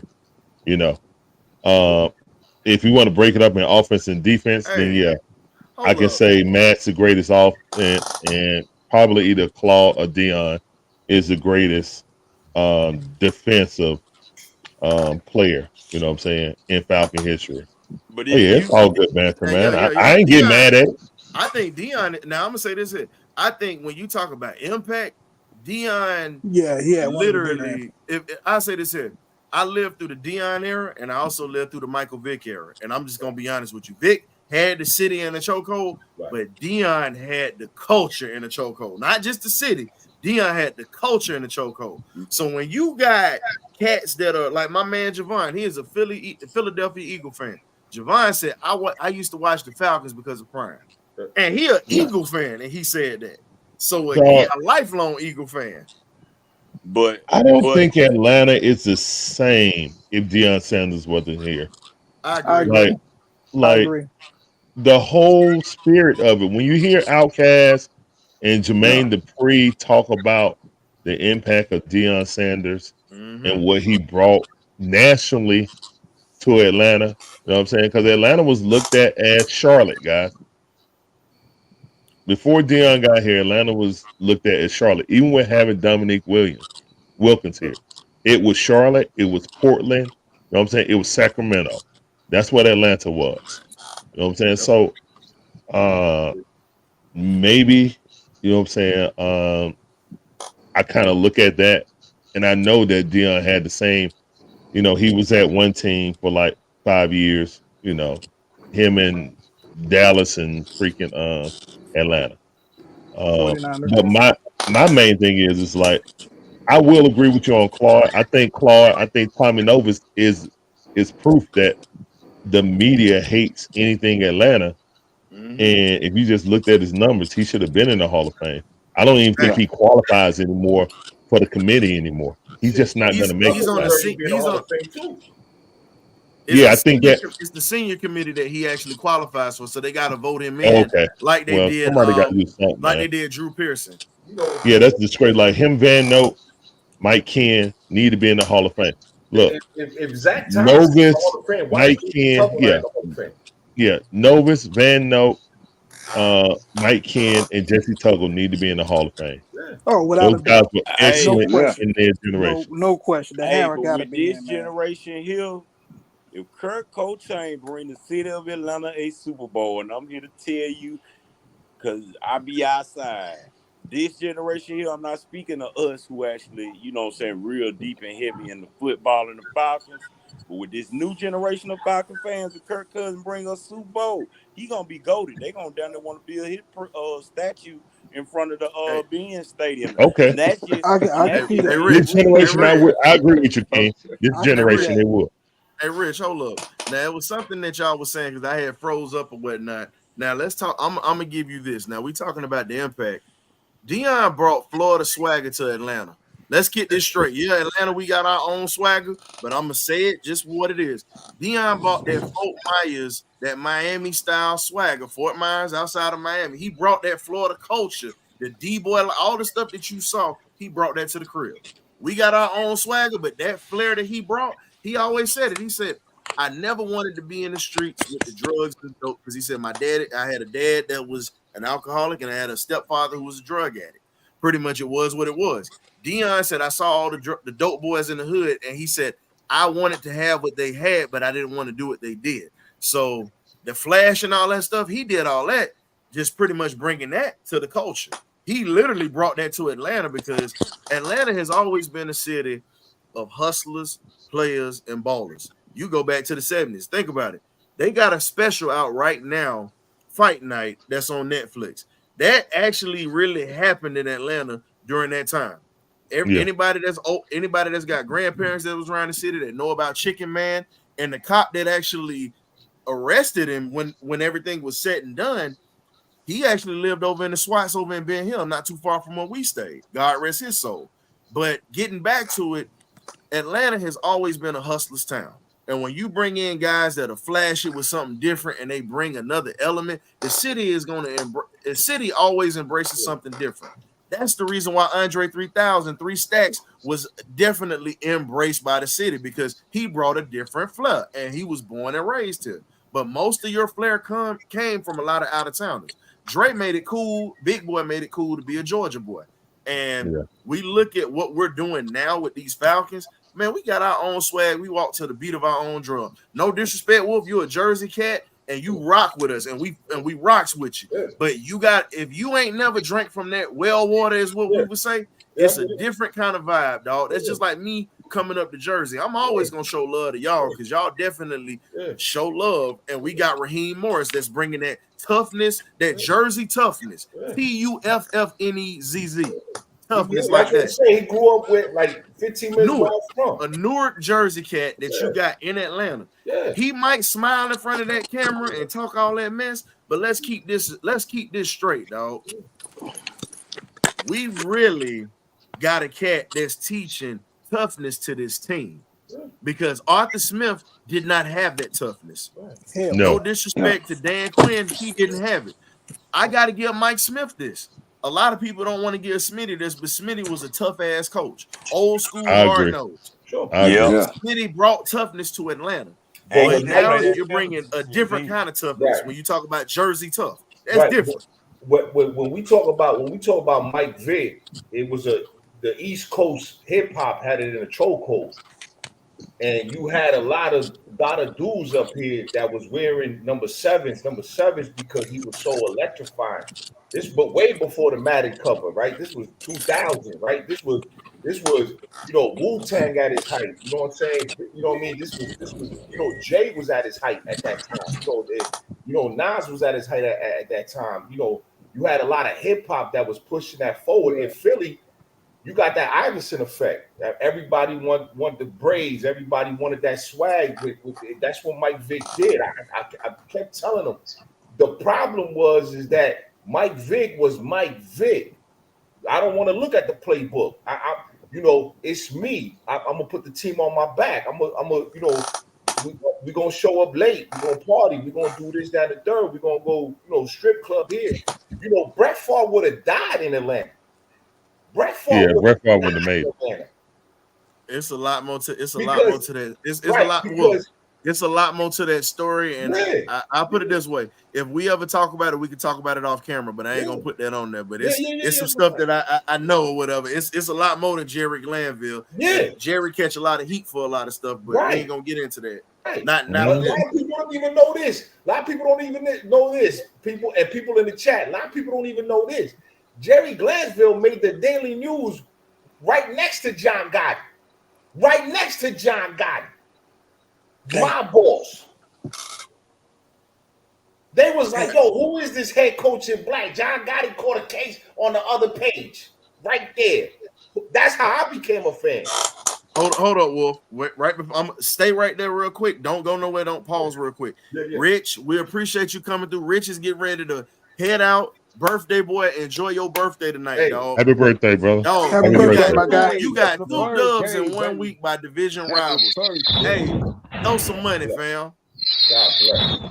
Appreciate you, Rich, for coming through, big dog. Appreciate you coming through, fam. Appreciate you.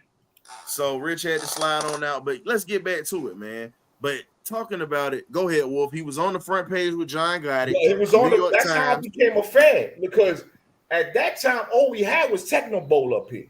All we had was Techno Bowl. That's what we had up here.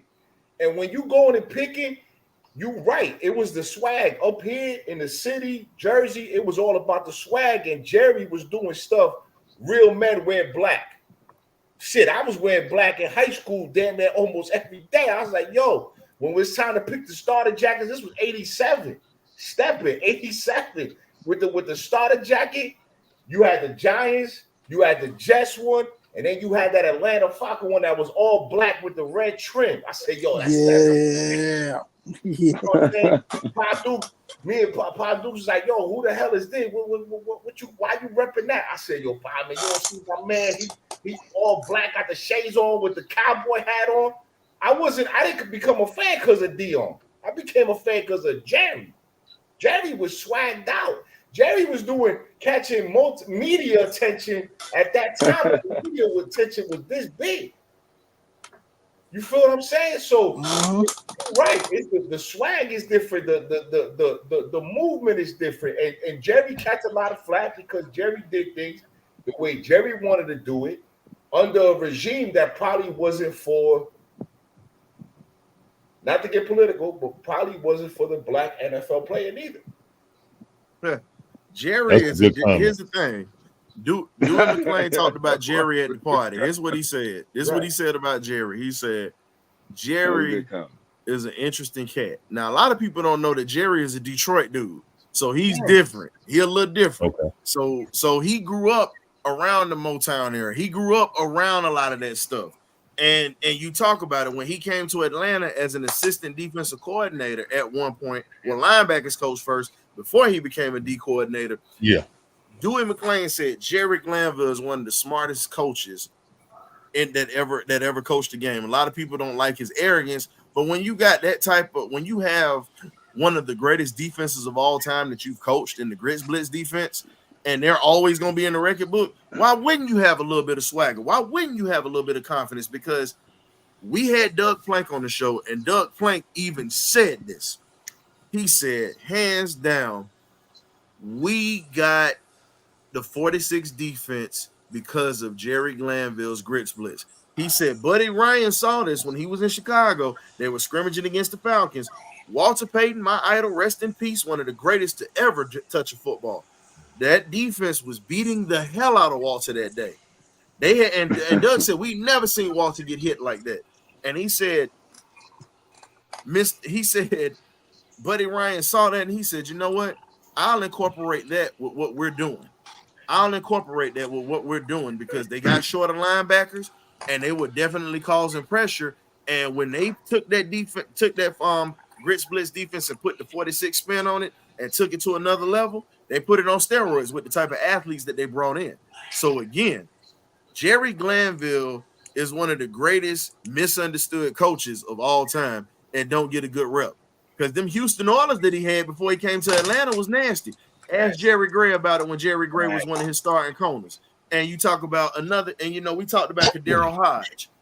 Kadero Hodge's coach, Bubba McDowell, that he played for at Prairie View A&M, was one of Jerry Glanville's guys. So again, when you look at the ties to the Falcons, we got a lot of ties to a lot of stuff. But it's something I gotta do for everybody. We talked about this.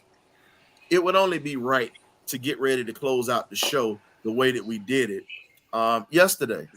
And you know what I got to show. I got to show it one more time. Man.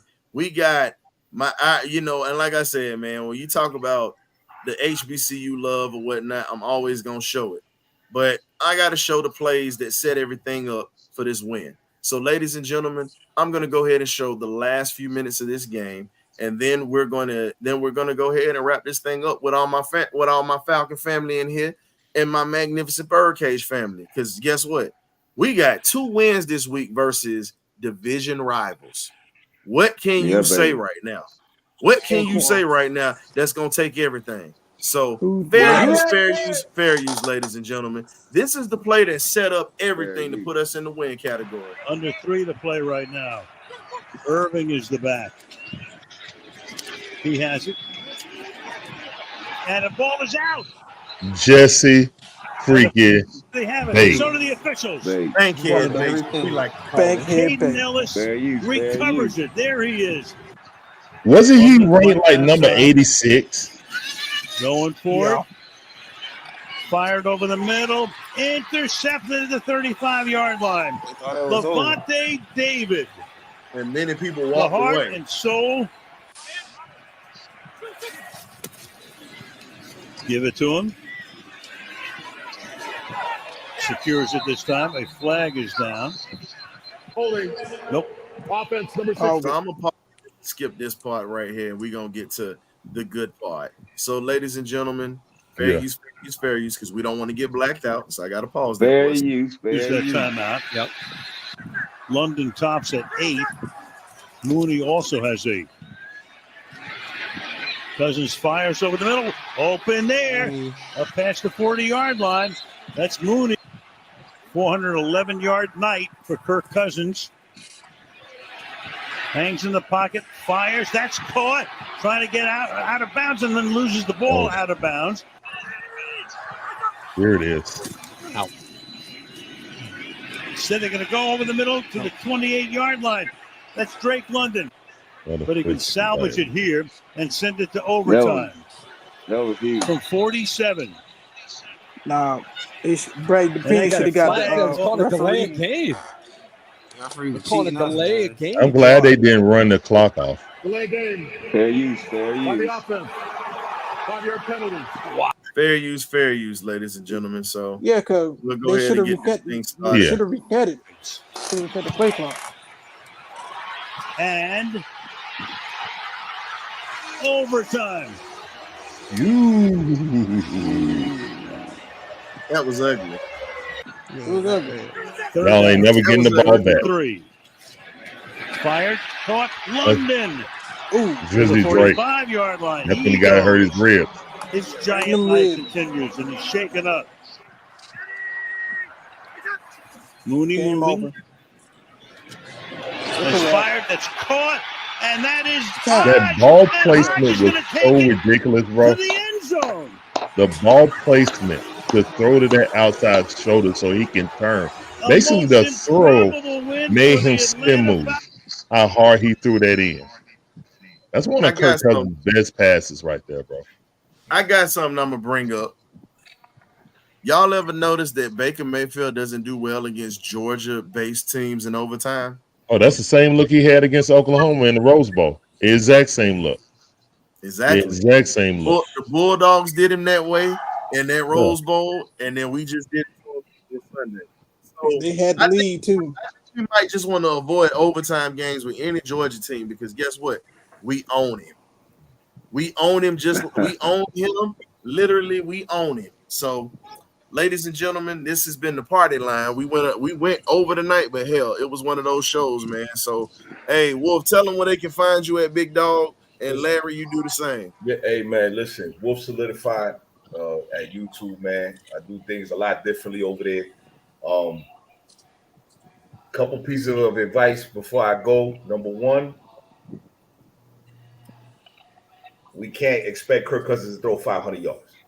Fact. Number two, there's no dominating defenses. Stop it.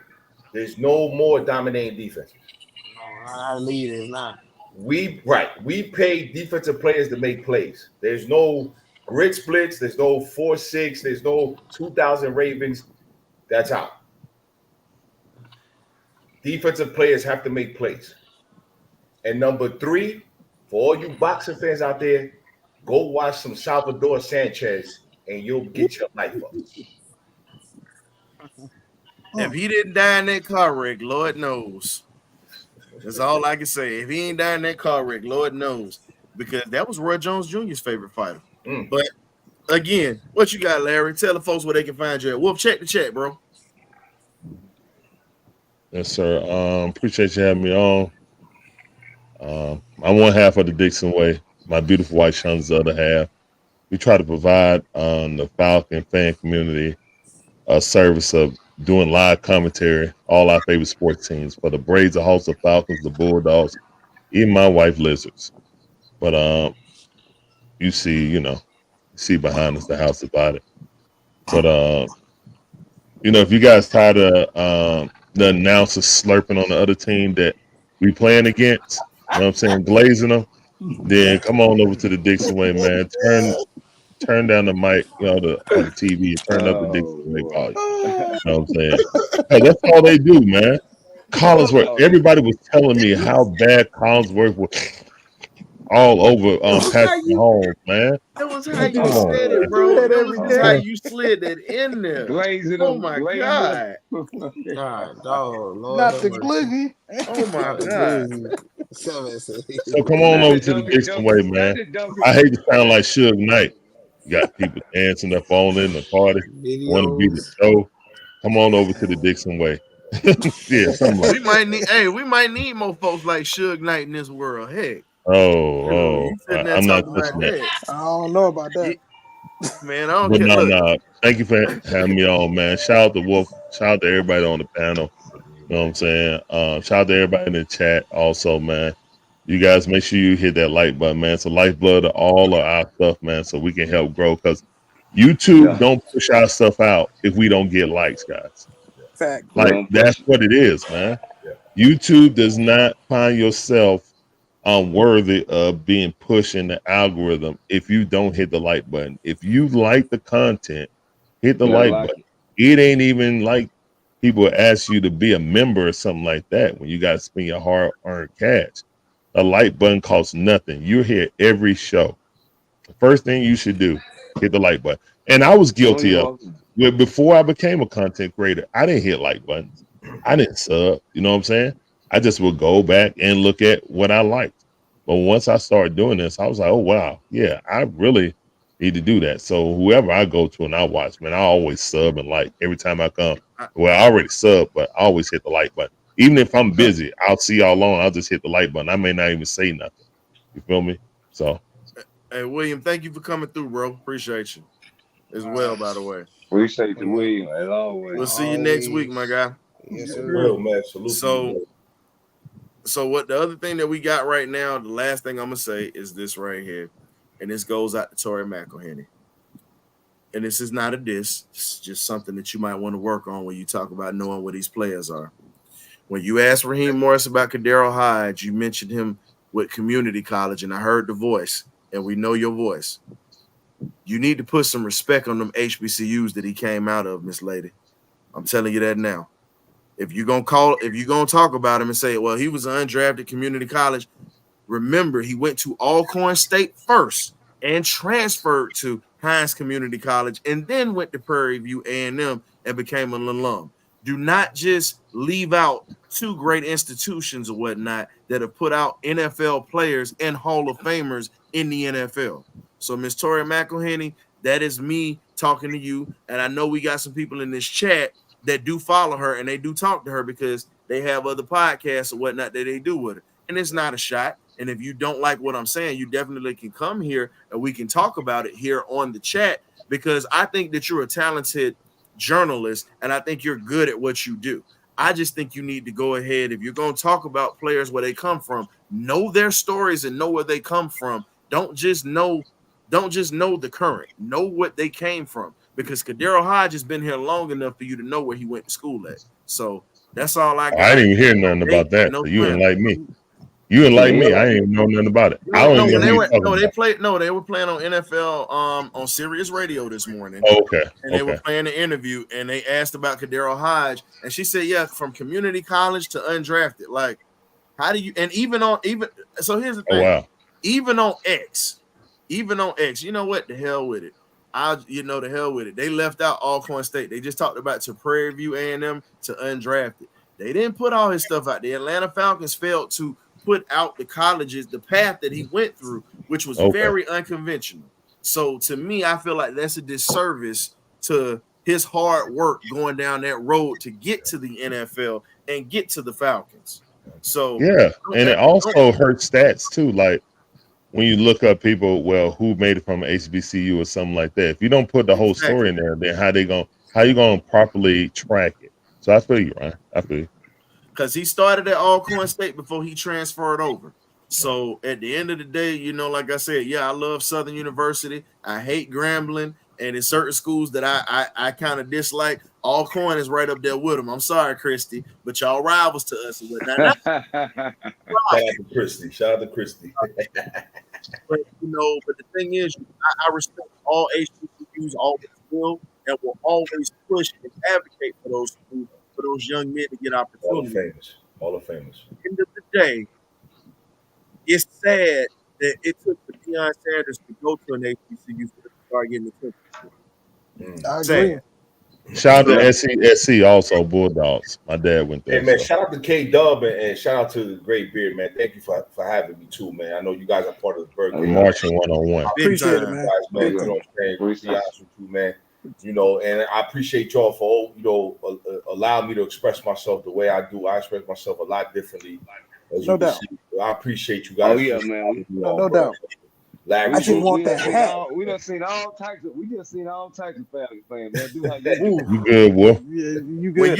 When you get a Falcon fan like William to come in here on the medical bed with tubes in his nose, with an IV going, Yeah. Like it's William real, live and die. William really live and die with the Falcons, dog. Real, man. I thought they put him in that hospital bed. I appreciate every Atlanta Falcon content creator, man. Every single one of y'all. And every single one of y'all should be getting 100 likes or more. because we need that support. We here, we real 10 toes down. You know what I'm saying? Listen, I done been through the ringer. With these Falcons. I ain't just start with these Falcons. I done been through the ringer. I done bled. I done cried. I done, you know what I'm saying? I done, you know, and if anybody out there is going through something, man, you know what I'm saying? Anybody out there, man, just remember, this is a community that I come to my channel. We could talk about it. We'll talk about it. Anything you want to do, anything you want to get off your chest, come talk about it. We ain't even got to talk about it. You want to get your credit score right? You want to start a business? You want to work out, get some boxing tip, whatever you want. We could talk about it because we're a community. Not only do we love the Falcons, but we're a community of good people, good men over here, good women, good family. We come from that, working hard, stuff like that. That's where we come from, man. Yes, sir. I like to hear that. So with that being said, we definitely appreciate you, Wolf, Larry, William, Rich, C-Dub. I mean, also Ron as well. Big John that came through last night. Everybody that has been coming through. And Thomas. Can't forget about our guy Thomas. My man be on the road. Thomas be on the road in them trucks getting it in. And he definitely show love every time. So Thomas, big ups to you, dog. We got to get you back in here again. But we definitely appreciate it. Y'all enjoy y'all Friday night. Have a drink, celebrate, because guess what? We get to sit back, relax, and watch the rest of the NFL play. And for you college football fans, tomorrow is going down. Dogs in Auburn tomorrow, ladies and gentlemen. That's right. We got the watch party, guys. If y'all guys want to check it out and don't want to listen to the national broadcaster. I was literally about to promote you, bro. That's why I was saying that. We got to get Larry some more likes. We got to listen. We got to get Larry on ESPN or ABC. No, we don't.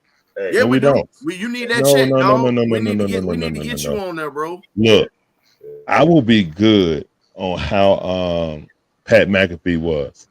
He had $1 million deal. If he could afford to pay Aaron Rodgers $1 million out of his budget from streaming on YouTube before he even got on ESPN, he was giving Aaron Rodgers $1 million to come on his show. I need that bread. I don't need to be attached to ESPN. You feel me? Because when I watch this show, that's what it reminds us of us, man. When I watch Pat McAfee show, man, it really does. Hey, man. But that's what I'm saying, man. You don't need these big conglomerates and stuff like that, man. As long as you're doing what you like and feel, you know what I'm saying, and you got that passion behind it, and there ain't no fake phony stuff. Because that's the thing, man. People will see through the fake and phony. You know what I'm saying? Yeah, they see through it. You can fake the font for a little bit, but eventually your color's gonna come out. So all day. I mean, hopefully, you know what I'm saying, people enjoy all of our content, you know what I'm saying, in different ways. Everybody got their own flavor, you know what I'm saying? It ain't homogenized like some old evaporated milk or something. You know what I'm saying? These the only colors that need to come out is red and black. Yeah, exactly. That's the only colors that need to come out. Well, we pop out at your party. Yeah, we're gonna pop out at the Bucs party. We pop out at the Saints party. We're gonna pop out. Hey Wolf. So guess what? So next time we throw a party, Larry, we got you covered too, bro. Next time we throw a party or whatnot, we definitely got the invites on deck. I know you had the game, but we definitely got some more invites on deck, man. Please, man, because I need good energy, man. I need good energy. I don't want to break out no music. Hey, Wolf. Wolf, you ain't gotta listen. You ain't gotta break out the music because we got DJ Swats in the building, big dog. That'll keep it turned like he did, fam. Yeah, trust me. I don't want to break out no party, but I'm ready. I'm ready for the party. I'm ready. Hey, you can still bring that as a trademark, but we got you covered with DJ Swats. Shout out to DJ Swats, man. If you in Atlanta, go ahead and check out DJ Swats. He does all types of parties, old school music, new school music, and even the music that you hear now on the radio that sounds the same. He's doing it. So guess what? Check him out. Book him. He's on Instagram. Check him out. DJ Swats in Atlanta, baby. That's what's up. My little brother Ishmael Zamore, but better known as DJ Swats. So we appreciate y'all coming through. Like we say in the BirdCage, you either get right or you get left. The Falcons got right this week. The Saints and the damn Bucs got left. So guess what? Let's enjoy this right here, and we'll see you next Thursday in the cage. Peace, y'all. Yes, sir. Hey.